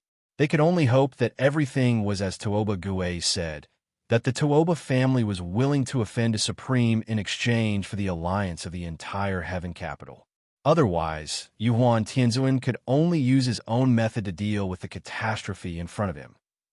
"Mr. Chen, can you stop and listen to me?" Chen Shi's reaction was completely out of Tuoba Yi's expectations. It was true that Chen Shi was a supreme. However, Tuoba Yi was not bad either. As the leader of the Tuoba family, Tuoba Yi represented the entire Tuoba family's will. Seeing Chen Shi's unreasonable and ruthless way of doing things, it seemed that he didn't put him in his eyes at all. Tuoba Yi's face darkened, and he had to quickly change his plan. Thus, he came in front of Chen Shi again and suddenly opened his arms, as if he wanted to stop Chen Shi from continuing to attack Xingcha. "You and I." Seeing this, Chen Shi did not hesitate. He raised the long sword in his hand and slashed at the array again.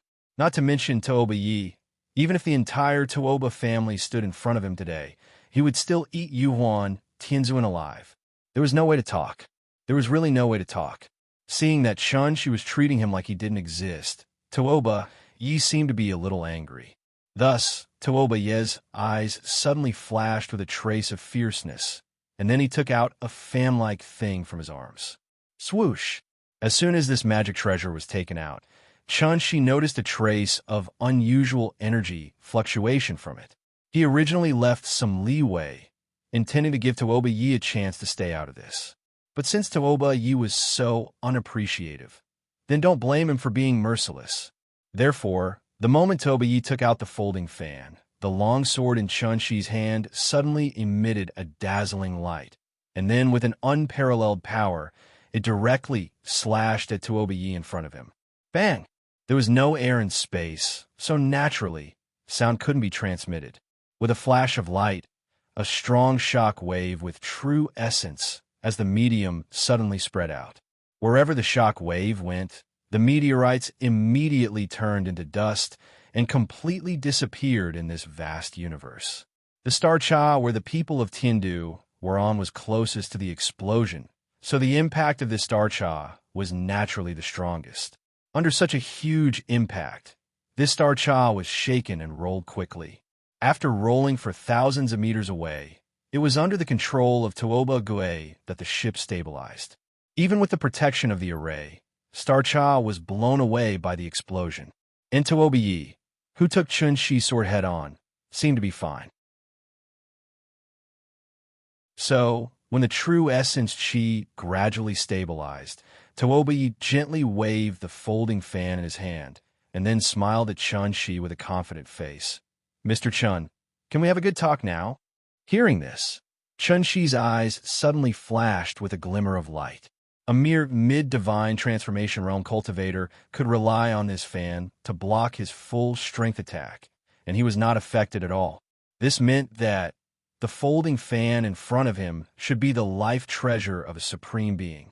And this supreme being was not far away. Thinking of this, Chunshi immediately closed his eyes and began to carefully observe everything around him. Supreme Being. K-Void. Sure enough, everything was as he expected. Wasn't there a tiny space crack on the Tuoba family's main ship? Pretending to be mysterious. Chunshi snorted angrily. When he opened his eyes again, a golden light suddenly burst out from his eyes, shooting straight toward the crack.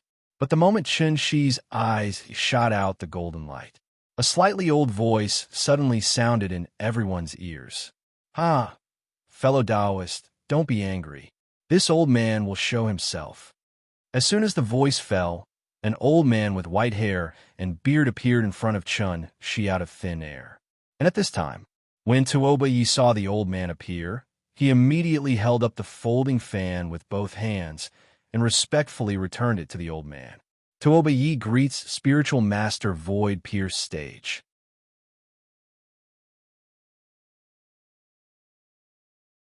Chapter 495. Even if it was a battle between cultivators, they would usually go through hundreds or even thousands of moves. Only when both parties were exhausted would the victor be decided. It was naturally the same for cultivators. Unless there was a gap in cultivation level, even Chunshi, who was at the peak of Divine Transformation Realm, could not take Yuan Tianzuan's life in 2 or 3 moves. Why was Tiandu able to withstand Chunshi's attacks repeatedly? It was because they had gathered the strength of everyone on the ship. Several thousand immortal cultivators above the gold core stage were using the cosmic stars formation as a medium to gather everyone in the formation. Everyone was bound together for good or ill, and everyone was bound together for good or ill. Let's give a simple example. If Chunshi's attack was compared to a flood, then the people of Tiandu were a dam. The dam was eroded bit by the flood. When the dam could no longer withstand the impact of the flood, the entire dam would immediately collapse and completely disappear in the torrential flood. Then there was a problem. Tiandu had gathered everyone's strength, but they could only barely hold on for a while. How could this Tuoba, who was only at the middle stage of Divine Transformation Realm, be able to withstand Chunshi's sword attack without suffering any injuries? How could there be nothing fishy about it? Chunshi immediately understood why Tuoba could withstand his sword attack. The reason was very simple, because there was an expert helping him in secret. The folding fan was Taoist Master Chongshu's natal magic treasure. Taoist Master Chongshu himself was a supreme existence. He could freely travel through the void like Chunshi. Because he had been hiding in the void and was not in the main plane, even Chunshi could not discover his existence immediately. Taoist Master Chongshu, after hearing Tuoba's words, Chunshi could not help but frown slightly and asked coldly, "You are not a member of Tuoba family?" Hearing this, Taoist Master Chongshu chuckled. The smile on his face was just like the spring breeze, which formed a sharp contrast with the indifference on Chunshi's face. "My name is Master Chongshu. I am the sect master of Jade, Clear Grotto Heaven." Jade Clear Grotto Heaven. Chunshi had long heard of this name from Changhua. Therefore, after hearing the old man's self-introduction, Chunshi immediately understood everything. Jade Clear Grotto Heaven should be the strongest force in the Supreme Palace enclosure, right? With the current strength of the Tuoba family, even with the addition of Tiandu, they simply could not withstand the fury of Chunshi. Tuoba was very smart, but he was also very greedy. Just like the Bagawei, this was human nature. The moment Tuoba received the news, he began to repeatedly weigh the gains and losses. As he thought about it, he finally couldn't resist the temptation and made the same choice as to Bagawei. Benefits always coexist with risks. If the ownership of Tiandu was viewed as a benefit, then she was the greatest risk. Just like doing business, in order to ensure that the Tuoba family would not go for wool and come back shorn, Tuoba made up his mind and took the initiative to find Immortal Chongshu, hoping to share the risk of the Tuoba family and obtain benefits in a more secure way. One had to know that immortal cultivators were all people who would not rise early without benefits. Therefore, although Reverend Chongshu appeared to be kind and harmless, he might have secretly done a lot of atrocious and inhumane things. Jade Clear Grotto Heaven? Ha! Why did Immortal Chungshu come here? Wasn't it because he wanted to get a share of the profits? Therefore, Chungshu was too lazy to talk nonsense with him. With a clench of his right hand, the divine sword Dharma idol appeared in his hand again. Get out of the way. Since you and I are at the same level, you should know that you can't stop me. It's not easy for me to kill you, but killing him is like killing a chicken. Before his voice fell, Chunshi turned into a stream of light and disappeared in front of Immortal Chungshu. At this time, Tooba Yi on the side did not even have any reaction. The divine sword Dharma idol suddenly appeared from the void and then slashed down at him. Didn't Tooba Yi feel very proud of taking Chun-Shi's sword head-on just now? Therefore, Chun-Shi wanted to see if Tooba Yi could still be proud now. Chi! A cold light flashed, and Tooba Yi suddenly opened his eyes wide with an expression of disbelief on his face. He never thought that Chun-Shi actually attacked him so abruptly in front of Taoist Master Void Pierce. This sword strike was simply too fast. It was like teleportation. With the flash of the sword light, an extremely fine wound appeared between Tooba Yi's eyebrows. And this was obviously the true power of the Moonlight Sword Technique. The first move of the Moonlight Sword Technique, a sword hiding in the void. This sudden turn of events caused Taoist Master Void Pierce to be stunned on the spot. Everyone was at the insightful Void Realm. Who could be faster than the other? Therefore, in the situation where Chun-Shi had the upper hand, Immortal Chungshu had no time to rescue him. Arrogant to the extreme. I'm so angry. Reverend Chungshu let out a long whistle. The folding fan in his hand suddenly flew out like a sharp flying disc, following closely behind Chun-Shi. Seeing this, Chun-Shi smiled coldly and escaped into the void again. Insightful emptiness. Insight into the void, traversing freely. From the beginning to the end, Chun-Shi had no intention of fighting with Immortal Chungshu. Did he really think that he could scare him by using an insightful emptiness? What a joke. Everyone was at the insightful emptiness. Who could do anything to who? Chun-Shi couldn't kill Immortal Chungshu, just like how Immortal Chungshu couldn't kill him. But, although Chun-Shi could not do anything to Reverend Chong-Su, he could completely abandon Reverend Chong-Su and turn his attention to Heavenly Venerable Yu Huan and the rest. Therefore, after Immortal Chungshu made his move, Chun-Shi didn't pay attention to him at all. Instead, he went near Xingcha again and continued his forceful demolition. Pong, pong, pong. Chun-Shi flew in front with his long sword, while Immortal Chungshu chased behind with his fan. The two of them started a game of you chase me around Xingcha. However, the long sword in Chun-Shi's hand didn't stop for a moment. As he continued to attack, the casualties of Tiandu also increased. In the end, almost no Gold Core Realm Cultivator could still stand on the ship. It's over. The Great Formation is about to break. Quickly support. As the saying goes, no egg can remain intact when the nest is overturned. Seeing that the situation was so critical, several celestial venerables no longer cared about preserving their strength. They had to jump into the eye of the formation and forcibly prolong the life of the tottering heavenly cycle star formation. But at this moment, Tabage, who had been steering the ship, suddenly exclaimed, "Venerable, we have arrived at Supreme Palace Enclosure." Hearing this, Yuhuan Tianzuan immediately came to his side. After looking down at the land below, Yuhuan Tianzuan's eyes flashed with a trace of sternness, and he ordered coldly, "Continue flying, don't stop." Tabagawe seemed to not understand what he meant. Continue flying? Fly to where? They had already arrived at Supreme Palace Enclosure. Why didn't they scatter and flee? Anyway, no matter how strong Chun-Shi was, he was only one person. As long as everyone ran separately, could he really catch them one by one? Seeing this, Yuhuan Tianzuan didn't have the slightest intention of explaining. Instead, he seemed to suddenly think of something and suddenly asked, "Where is Jade Clear Grotto Heaven?" "In Central State." "Then go to Central State, quick."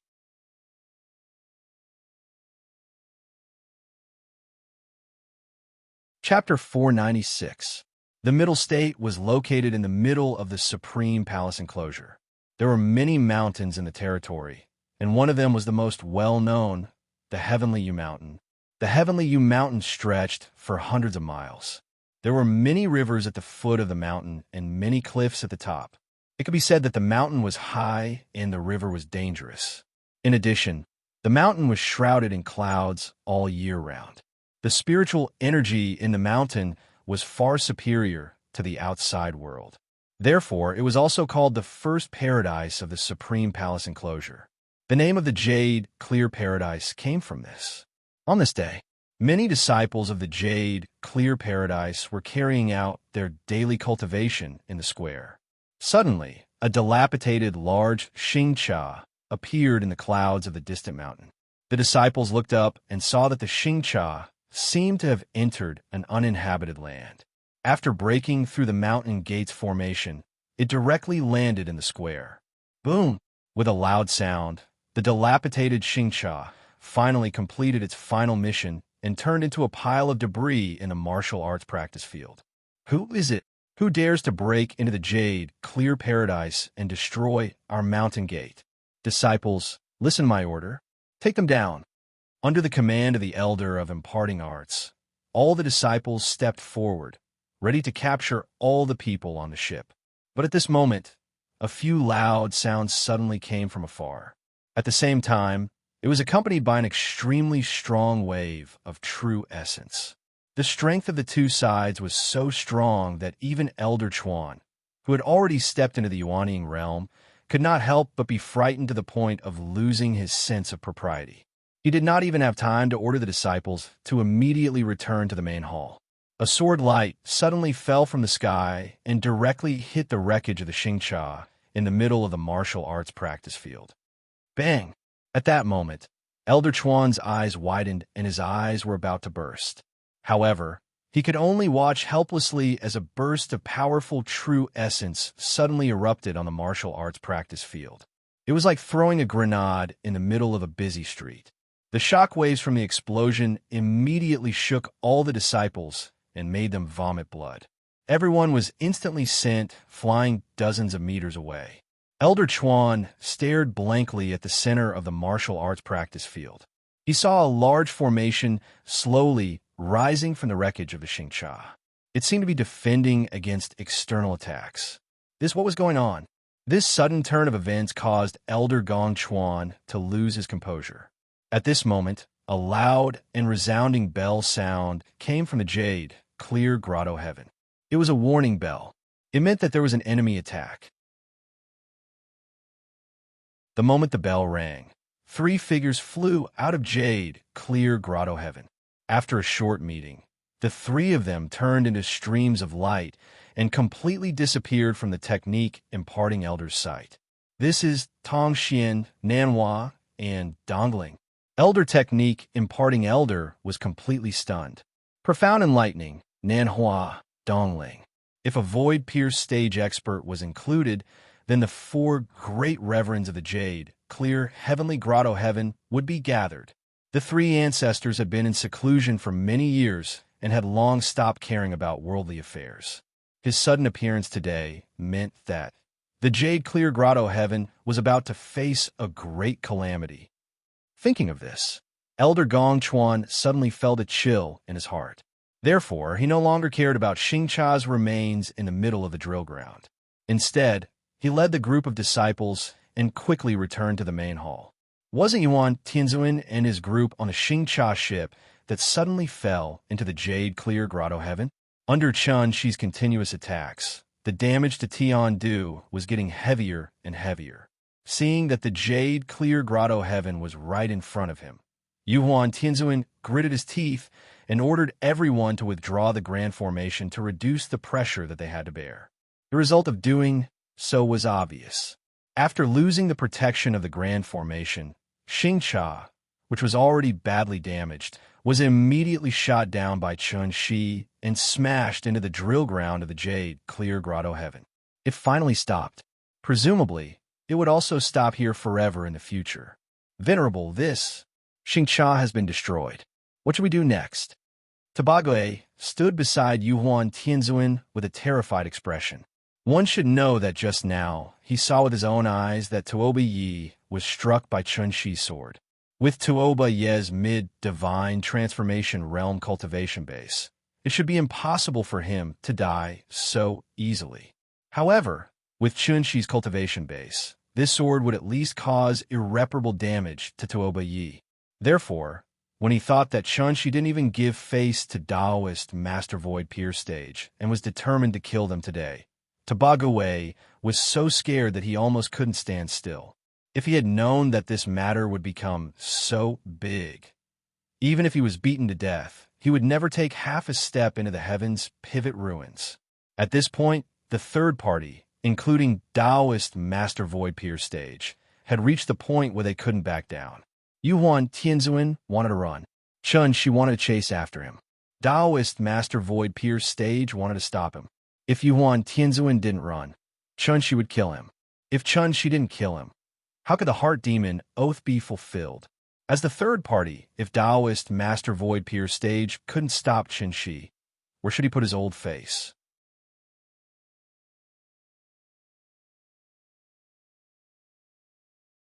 Suddenly, a cool breeze blew from the mountain range in the distance, causing the branches to rustle and sway. It made the martial arts practice ground look especially cold and cheerless. The scene in front of them was really out of everyone's expectations. Why did the four Taoist masters move together? Wasn't it because they were worried that Chunxi might wreak havoc in this pure land of inheritance? But the result? When Chunxi really forced Yuhuan Tianzuan into a desperate situation, he didn't seem to have any intention of immediately making a move. What was going on?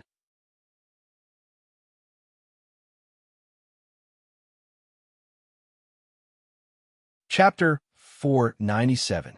On the huge martial arts practice field, everyone was waiting for him. After Chunxi broke the silence, a complicated expression appeared on Yuhuan Tianzuan's face. No one knew what he was really thinking, and no one could understand his complicated feelings. Yuhuan Tianzuan remained silent, as if he had no intention of responding. Seeing this, Chunxi could not help but smile, and the divine sword Dharma idol appeared in his hand again. Still want to fight? Seeing Chunxi take out his sword, the four perfected masters' expressions changed drastically. They immediately retreated to the direction of the main hall, afraid that the main hall would be destroyed by the battle. Two Supremes and two peak soul formation cultivators. This was the true strength of the four perfected masters, and also the reason why the Jade Clear Grotto Heaven could dominate the Supreme Palace enclosure. Even so, they did not want to continue fighting, because she was a supreme being. As long as a cultivator reached the insightful emptiness realm, their survival ability would skyrocket. Unless they could accurately find the threads of law that Chunxi controlled, the four perfected masters would not be able to stop Chunxi. The world was so big, where could he not go? Chunxi was alone. Even if he turned the Supreme Palace enclosure upside down, it would have nothing to do with him. Since the four perfected masters were responsible for the inheritance of the Jade Clear Grotto Heaven, how could they allow this land of inheritance to be affected by the flames of war? Therefore, even though Taoist Master Void Peers had been brushed off by Chunxi earlier, he had no choice but to restrain the thought of making a move at this moment. Instead, he persuaded Chunxi with kind words. Fellow Taoist, listen to this old man. I've never heard of Supreme Being in the W Ruins. Since you've appeared, it means that you should be the owner of the W Ruins. Now, you've chased after this group of people for thousands of miles. There must be a reason for this. There must be a reason to kill them. This is a matter of the W Ruins. The Jade Clear Grotto Heaven should not be involved, but now this matter has already affected the Supreme Palace enclosure. Therefore, I can only represent the Jade Clear Grotto Heaven and be forced to talk to you. I only hope that fellow Taoist can understand. This is the Supreme Palace enclosure, not the Tianshu Ruins. Fellow Taoist, if you are willing to stop and make peace with my Supreme Palace enclosure, this old man is willing to be the middleman. I guarantee that I will give you a satisfactory answer. Okay? After a long talk, Taoist Master Chongxu also made his attitude very clear. It was true that he was plotting against Tiandu, but he wasn't willing to involve Jade, clear grotto heaven. So as long as Chunshi was willing to sit down and talk, he might be able to come up with a solution that would satisfy everyone. However, after hearing this, Chunshi did not immediately respond. Instead, he looked at Yuhuan Tianzuan with a playful expression and said slowly in a very calm tone, "Yuhuan, do you know what your biggest problem is?" That means he likes to act smart. To be honest, the existence of Tiandu means nothing to me. I remember that I once said that I would give you the appropriate treatment based on your performance. If you guys perform well, wouldn't I be less worried? At this point, Chunshi suddenly shook his head and continued in a sigh. What a pity, what a pity. You are too arrogant. This kind of arrogance has been deeply rooted in your bones. You are the master of Tiandu, so you can't tolerate being a prisoner at all. No matter how good the conditions I give you, as long as there is a chance, you will still choose to be my enemy, am I right? Chunshi's voice came to an abrupt stop. He had said what he should say. There is no need to say what he shouldn't say. Why did he chase him all the way to the Supreme Palace enclosure? The Heart Demon oath was only one of the reasons. In fact, Yuhuan Tianzuan's biggest mistake was actually, even if he guessed that Chunshi might care a lot about the mortals on Earth, he did not guess the weight of these mortals in Chunshi's heart. If Yuhuan Tianzuan had not delayed Chunshi in such a brutal way, perhaps she might have turned a blind eye and let Tiandu live. So what if he was a celestial lord? In Chunshi's eyes, he was no different from an ordinary person. Although he had not returned to Earth and was unable to determine how much damage this disaster had caused to mankind. But as long as he thought about it, he could come up with a rough figure in his heart. This was definitely an astronomical figure. And compared to these innocent victims, what were the mere thousands of people in Tiandu? So they must die. So what if they escaped to the Supreme Palace enclosure? So what if they found the 4 great spiritual masters? If I say I want to kill you, then I must kill you. This was Chunshi's attitude. The 4 great spiritual masters did not understand. However, Yuhuan Tianzuan suddenly understood. Remove the Great Formation. At that moment, he was like an old man on the verge of death, waving his hand dispiritedly to signal everyone to remove the Great Formation. Everyone could not help but look at each other, completely unable to understand what he meant. In this regard, Yuhuan Tianzuan did not explain much. Instead, he directly walked out of the protective range of the Great Formation in front of everyone present. Mr. Chen, Yuhuan Tianzuan paused for a moment, then suddenly lowered his head to Chunshi and said, "This old man knows his mistake." Chunshi did not reply. Seeing this, Yuhuan Tianzuan could not help but reveal a bitter smile. This old man is the head of the 10 celestial sovereigns. Everything in Tiandu is decided by this old man alone. Today's matter is all because of this old man. This old man knows that his sins are grave and does not dare to ask for Mr.'s forgiveness. I only hope that Mr. can give these poor children a way out on account of the fact that my Tiandu has long since ceased to exist in name. As he spoke, Yuhuan Tianduan turned his head to look at the remnants of the Tiandu battalion behind him. At this time, everyone finally understood what he wanted to do, so they all tried to dissuade him. Sky Sovereign, we are not afraid of him. Come back quickly. We can still hold on. At most, we'll just die in the bird's nest.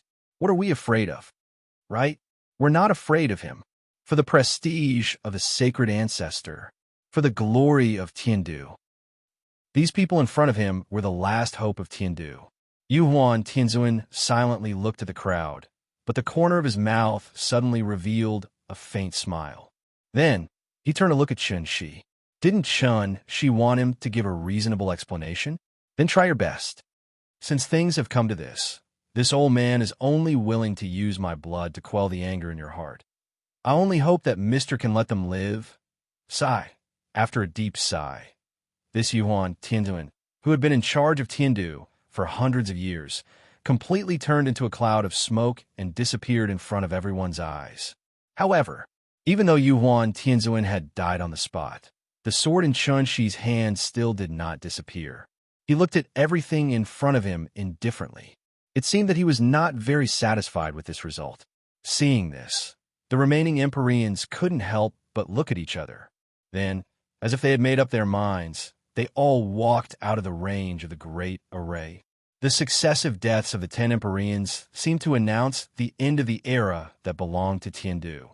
And with their fall, everything that happened today was destined to be recorded in the annals of history. On this day, Chun Shi alone, in the Supreme Palace enclosure's jade, clear grotto heaven, forced back the 4 great spiritual masters and forced the 10 Empyreans to their deaths. The Lord of the Skies core. From this, his might shook the Supreme Palace enclosure.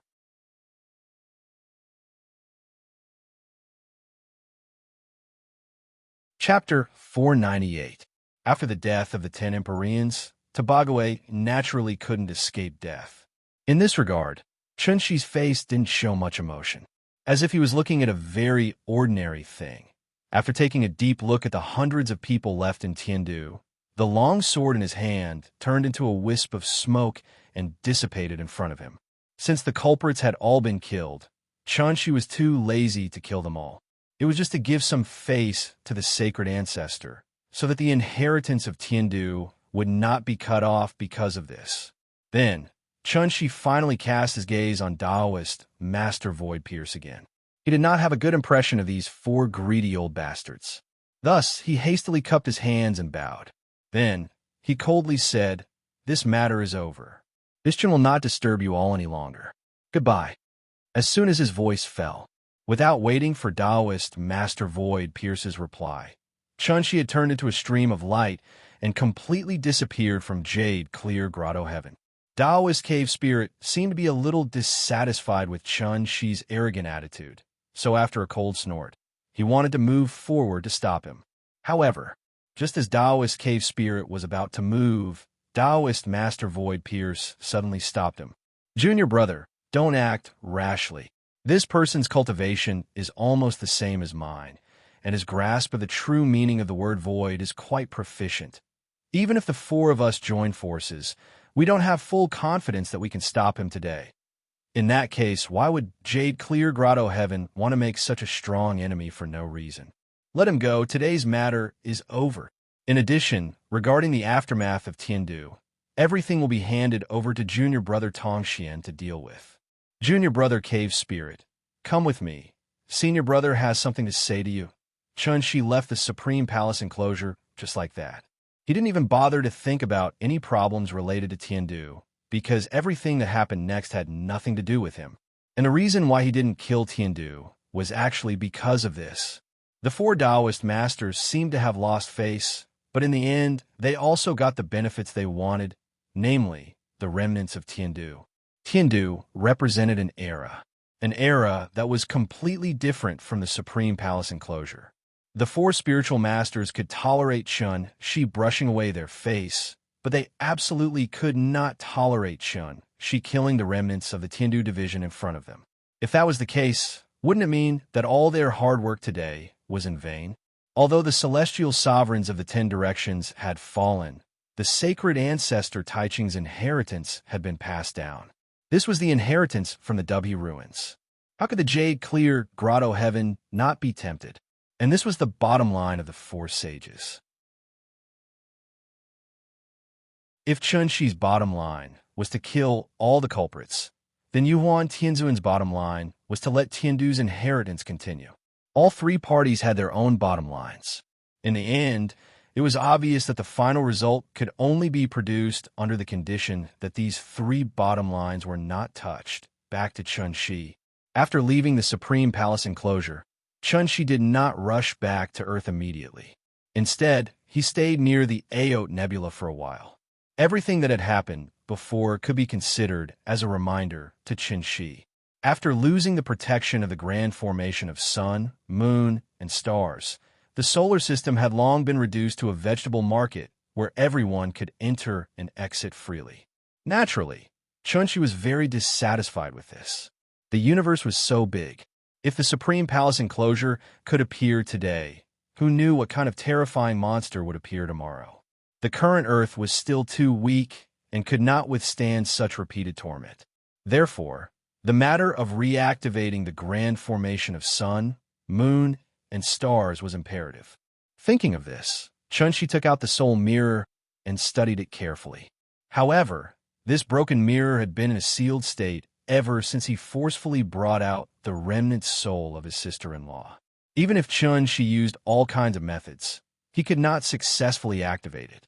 Helpless, Chunshi could only temporarily put aside the idea of reactivating the grand formation of sun, moon, and stars, and use his own method to build a barrier for the solar system.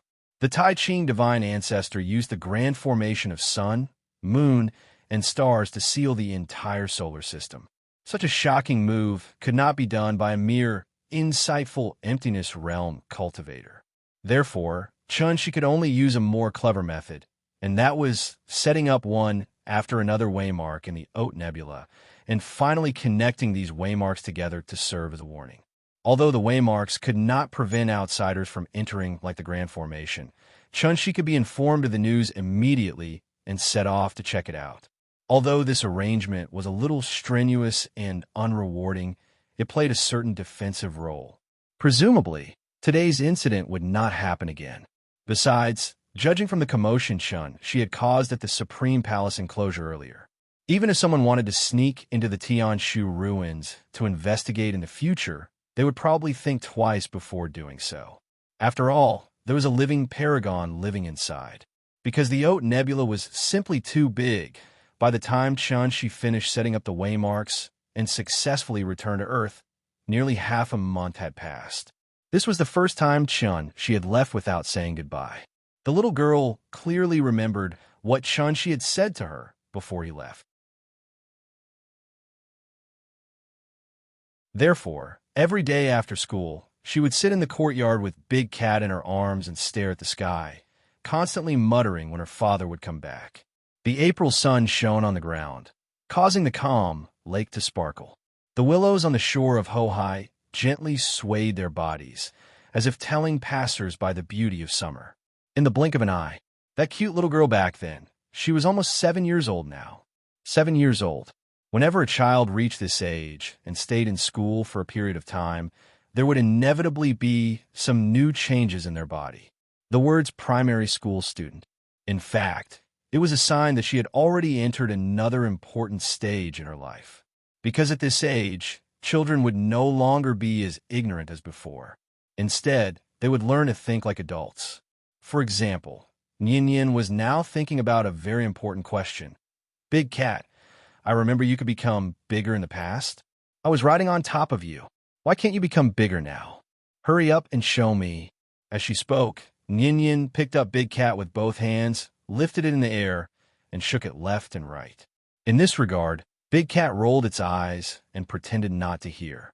One had to know that Qin Ruoying hadn't even returned home when the little guy rode the Big Cat. And as she grew older, Chunshi had already ordered Big Cat not to change back to its original form. After not seeing Big Cat for 2 or 3 years, the little girl's memory would inevitably be a little different. Therefore, she could not help but wonder if she remembered wrongly. With Big Cat's small body, how could it carry her? Girls develop earlier than boys. In addition, she would be 7 years old next month, so Nian's height had already reached 2 meters. She had to buy an adult ticket to board the plane. But what about Big Cat? This guy was still the same as before, a little bigger than a fart, as if there was no change at all.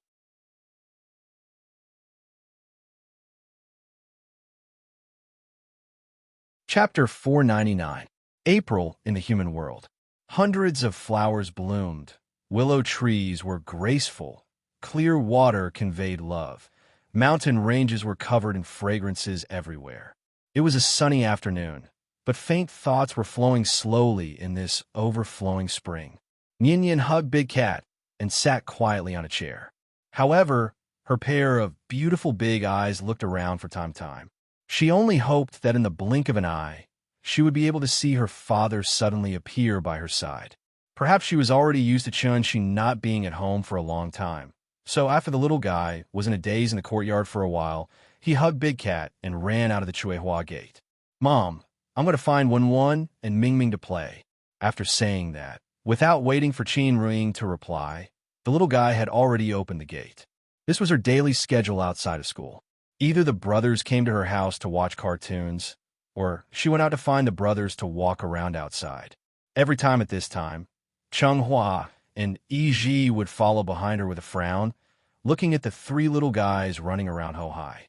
The way of the world now was not the same as before. In the past, no matter the age of the child, as long as they learned to run, they could play with the group. Their parents might come from the same brigade or from the same courtyard. In short, no matter the age, the children would always naturally gather together. A group of people would run over, and a group of people would run over. At that time, there were no exquisite toys. Among the children, there would naturally be a child king.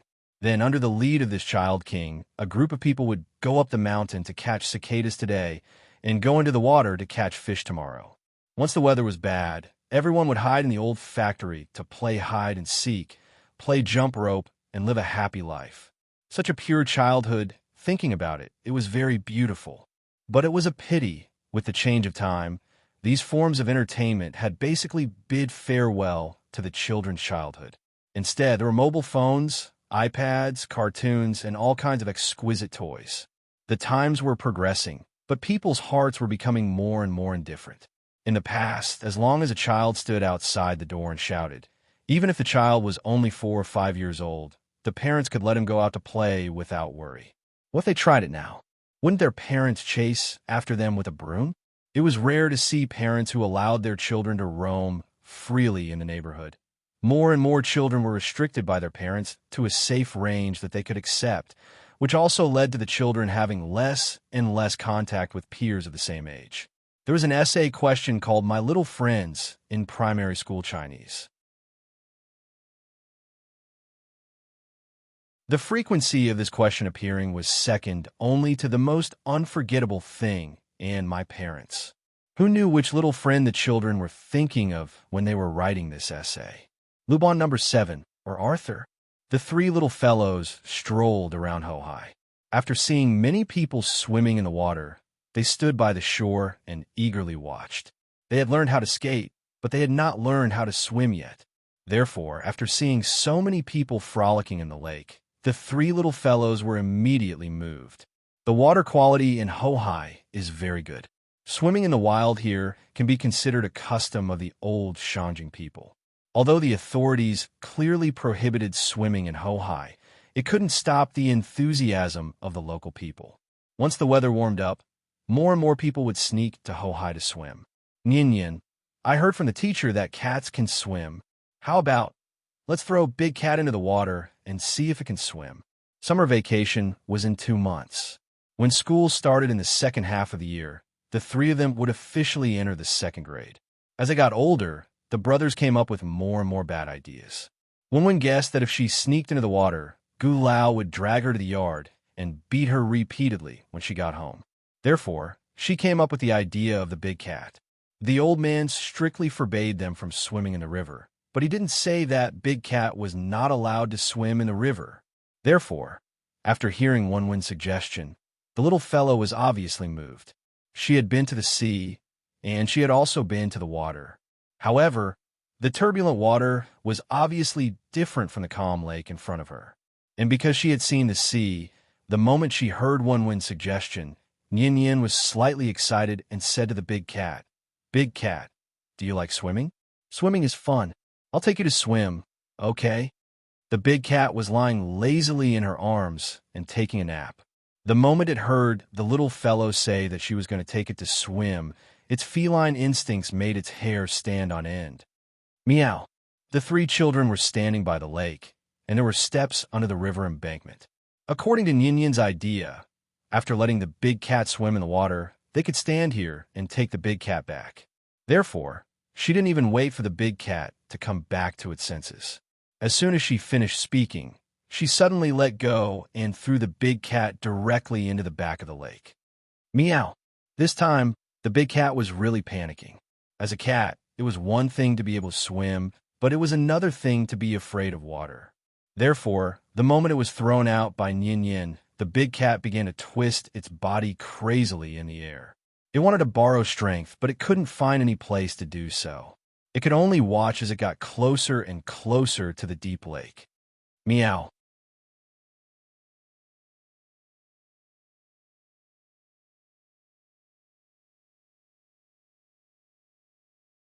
Chapter 500. If Jiang Yin had not arrived in time, Yuan Tianzuan and his group would have successfully entered the space jump and reached the Supreme Palace enclosure as quickly as possible. Although Chen Shi could chase after Yuan Tianzuan to the Supreme Palace enclosure after dealing with the Tuoba family's men of sacrifice. But by that time, Tiandu's group might have already broken up into pieces and scattered in the Supreme Palace enclosure. Could it be? Could Chen Shi plow through the Supreme Palace enclosure and find everyone in Tiandu, even if he had to dig 3 feet in the ground? Even if Chen Shi really had the leisure to do so, he did not have so much time to waste in the Supreme Palace enclosure. Therefore, it was obviously the best result to be able to catch the remnants of Tiandu before they scattered. Chen Shi was very satisfied with this result. The matter of thanking Jiang Yin was naturally within reason. This was a catastrophe that affected the whole world and appeared almost everywhere at the same time. Although the disaster did not last long, it still brought huge losses to mankind, and the American continent suffered the most. This disaster was unanimously named by scientists all over the world, Skyfire. It was said to be a supernatural phenomenon caused by a solar storm. As for the specific cause of Skyfire, scientists were still researching and had not yet given a rigorous and reasonable report. Skyfire swept across the world, but Huaxia was the least affected. Only the city of Zygase and a few surrounding villages and towns were attacked by Skyfire. As Europe was too close to Asia, they were the first to receive support from Diu Island. Africa was poor and Australia was small. These places were sparsely populated and were not the first target of the Tuoba family.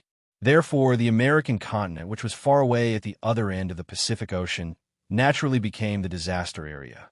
Olmi had been through a lot in the past few years. First, there was the threat of the supervolcano, and then there was the trouble of Changhua and Yiji. After a while of peace, Skyfire came again. Perhaps this was retribution. Olmi did not do bad things in Central Asia because of oil, which directly caused the local people to suffer the pain of war. After the Skyfire incident, Olmi could finally have some peace and quiet. Nowadays, the TV stations broadcast the disaster situations all day long. But for the viewers watching the TV, as long as the disaster did not befall them, wouldn't they still be eating and sleeping every day? Disaster relief? That was a matter for the country. At most, the commoners would chat with each other after a meal. Jiang Yin accepted Chen Shi's thanks with a smile. In addition, he also brought a slightly surprising piece of news to Chen Shi. That was Diu Island had officially joined the Wu Lian. Because of this, Jiang Yin became one of the Wu Lian tycoons. His status was even higher than Qin Yongwang and Wang Chuanjiu. All in all, Jiang Yin was much more sensible than Yuan Tianzuan. Ever since Jiang Yin had known Chen Shi, this old guy had been sending gifts and running errands for him. The only thing he hadn't done was to enshrine Chen Shi in the ancestral hall. As the saying goes, the older the wiser. Combining the information collected by the 9 serenities and the bits and pieces of information he heard from Chen Shi, Jiang Yin immediately connected the dots and guessed most of it. Seeing that Chen Shi had even taken care of Tiandu, if he still dared to jump around under Chen Shi's nose, wouldn't he be tired of living? Therefore, Jiang Yin immediately changed the management strategy of the 9 serenities. Since he couldn't beat you, he might as well join you. After all, the 9 serenities was different from Tiandu. Jiang Yin didn't have as much self-esteem as Yuan Tianzuan, who didn't want to work with. Since there were benefits to following Chen Shi, why would he waste time blindly thinking about it? In this regard, Chen Shi didn't express any opinions. After all, he didn't own Wu Lian, and Jiang Yin wasn't his subordinate. Why should he worry so much? If he had the time, he might as well spend it playing with Nian. The days returned to normal. In the blink of an eye, the little girl was now 7 years old and had officially entered the 2nd grade of primary school. It had to be said that Nian was a child that didn't cause anyone to worry about her. As soon as Chen Shi sent Nian to the classroom, the teacher came to find him alone. Nian's class teacher was surnamed Zhang. She was a woman in her 30s or 40s and looked very kind. Mr. Chen, it's like this. Chen Yin's academic results and her performance in all aspects are extremely outstanding in the entire grade. As her class teacher, I feel like I have an obligation to remind you. I wonder, have you ever considered letting Chun-Yin skip a grade? Hearing this, Chun-Shi couldn't help but be stunned. Skip a grade? In fact, skipping a grade was actually a very common thing in primary school, because the Department of Education also had clear regulations in this regard. According to the Department of Education's regulations, as long as the student's academic performance was particularly outstanding and reached the first grade in advance, the student or their parents could apply. After a comprehensive assessment by the school and a written report to the Higher Education Department for approval, the student could skip a grade. After all, everyone's IQ was different. There were always children whose IQ was far higher than their peers. She already knew calculus. Did she have to be locked in the classroom with her peers to calculate addition, subtraction, multiplication, and division? She had officially begun to teach Yin cultivation.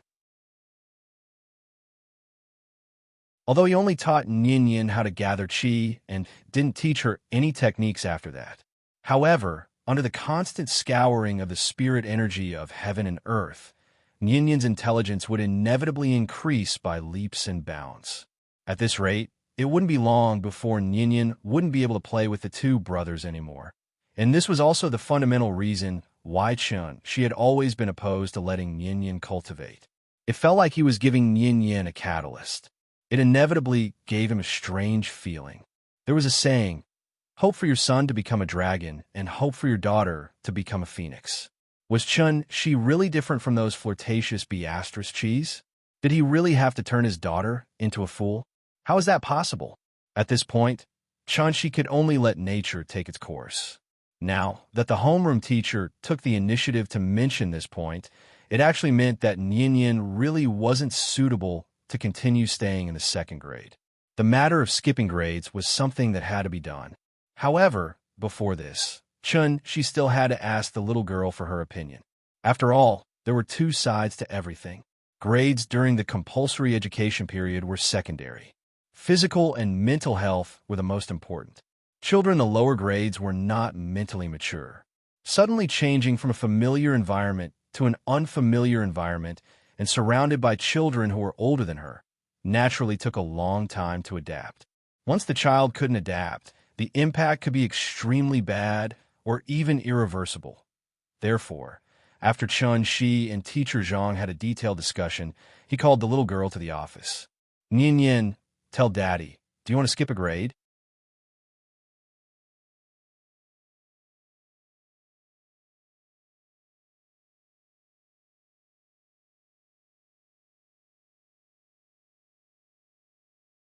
Hearing this, Shi instantly felt awkward.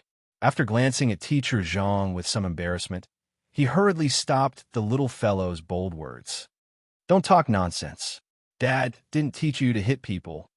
Dad, you clearly said that before. When did I? When? The teacher is right next to us. Don't talk nonsense. I did. Dad is shameless. The father and daughter joked around for a while. When teacher Zhang saw this, he didn't take it to heart. Instead, he went back to his seat and smiled as he handed a form to Shi. Mr. Chun, this is the child's grade skipping application form. Please fill it in accordingly. After filling out, I'll submit it to the school for review. After the school's review is completed and the information is submitted to the Education Bureau, the child's school roll can be changed in about 7 working days. Of course, this is all part of the process. School starts today. If you don't have any other opinions, Yin can directly report to grade 3 class 2 with me. That's it. She took the form from the teacher with some hesitation. After all, he didn't know that the little fellow already had her own ideas. He only thought that the little fellow didn't understand the pros and cons of this and thought that it was a fun thing to do. Regarding this, the little fellow was exceptionally resolute. She wasn't afraid. Furthermore, she would perform better than before. She definitely wouldn't disappoint her father. Thinking about it, if Shi knew the little fellow's true thoughts, he would definitely be moved to tears by this considerate little jacket. Sorry, I've been sorting out the plot for the past 2 days, so the update is a little slow. Please forgive me.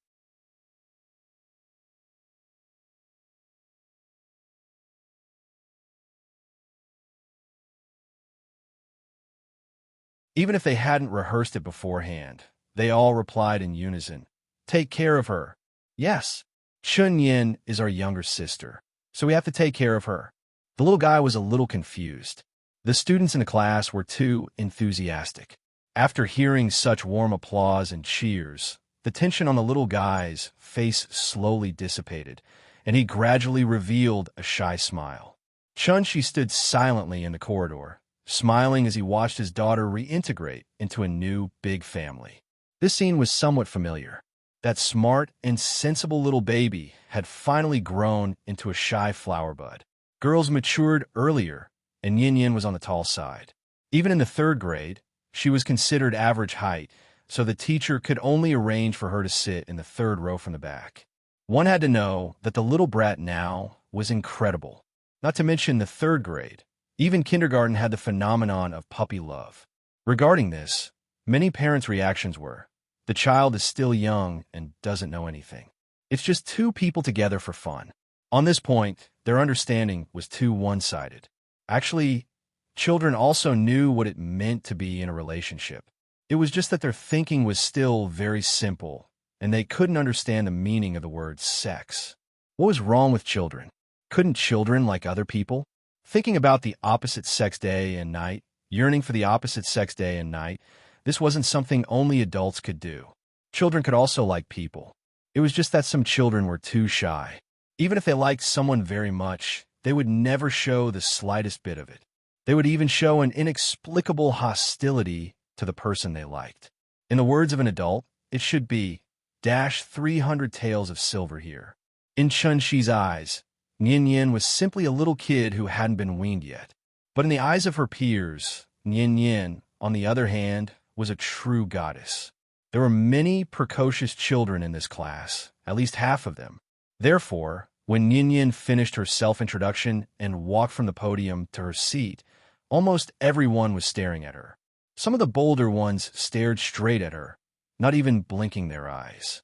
Some of the more timid ones deliberately turned their heads to the side and secretly looked out of the corner of their eyes. Almost every child had their own thoughts about this student who had suddenly skipped a grade.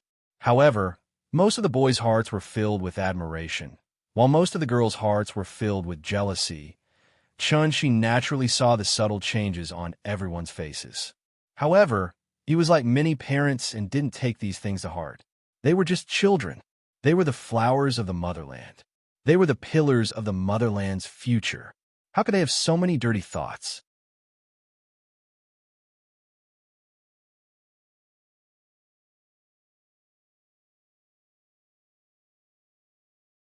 Chapter 503. After settling the little girl down, Chun-Shi left the school.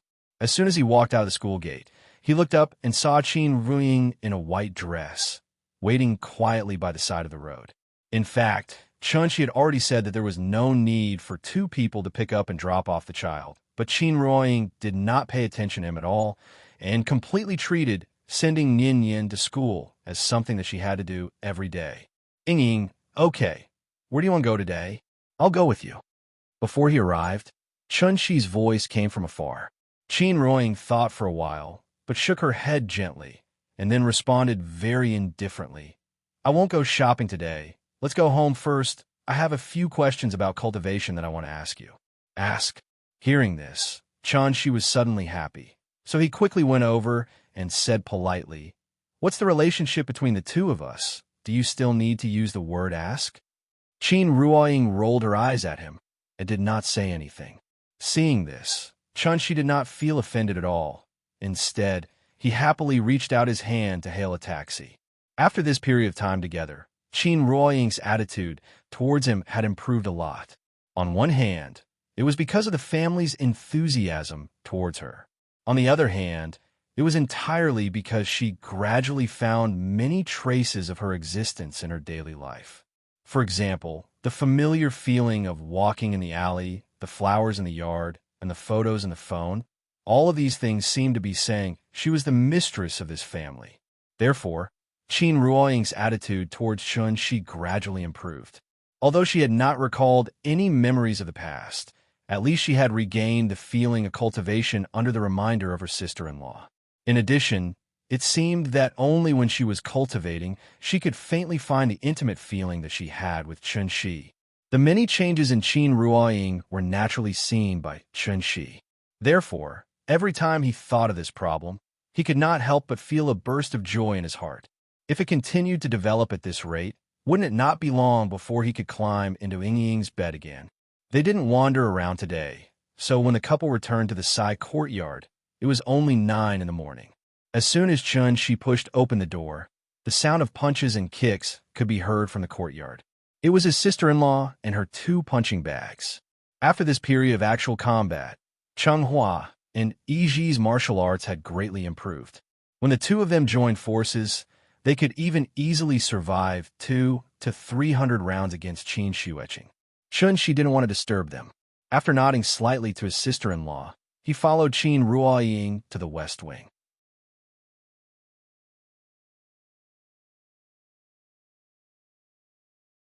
Instead, he looked at Chunxi with grief and indignation. At the same time, he looked at Chunxi with a pitiful expression. Seeing that this kid had stopped talking and was looking at him so pitifully, Chunxi was too lazy to tease him anymore. So he directly asked Qin Xueqing, "Since the 2 of them are under your care, how do you think we should deal with this matter?" Hearing this, before Qin Xueqing could speak, a trace of despair flashed across Chenghua's face. They had known each other for so long. Chunxi would invite the 2 of them to sit down and eat together when he had nothing to do. But what about Qin Xueqing? Every day, she would beat them up violently. She had never been kind to them. Therefore, the moment he heard Chunxi ask for Qin Xueqing's opinion, Chenghua's heart had already lost all hope. But what Chenghua did not expect was Qin Xueqing's answer was 10,000 times better than he had imagined. Everyone has parents. Since he is so filial, this request is not too much, but the 2 of you remember, this trip can't be delayed for too long. I heard that it takes 4 days to go back and forth from Earth to the Supreme Palace enclosure. In that case, I'll give the 2 of you 7 days off. If I don't see the 2 of you back after 7 days, I think the 2 of you should know very well what the consequences will be. After speaking, Qin Xueqing walked to the east wing without looking back. Only the 2 of them were left standing there in a daze. She agreed just like that. Chenghua was in a daze. Yiji blinked and could not help but wonder if he had heard wrongly. It was not his mother's birthday. He did not expect that he could actually go home with Chenghua to visit his family. Qin Xueqing actually agreed. Seeing the 2 of them looking as if they had seen a ghost, Chunxi could not help but smile. Then, he turned around and walked into the west wing. If Chenghua and Yiji were to be seen as students, then Qin Xueqing was obviously their class teacher, whom they feared like a tiger. Mischievous bad children were never liked by teachers. The 2 of them knew their place. Therefore, if they were to ask their class teacher to sign a leave of absence, they would rather forge a leave of absence than step into their class teacher's office. This was the general prejudice that bad children had against their class teacher. In fact, why would a class teacher discriminate against every child in her class? Therefore, even though her sister-in-law beat the 2 of them up every day, actually, she was very warm in her heart.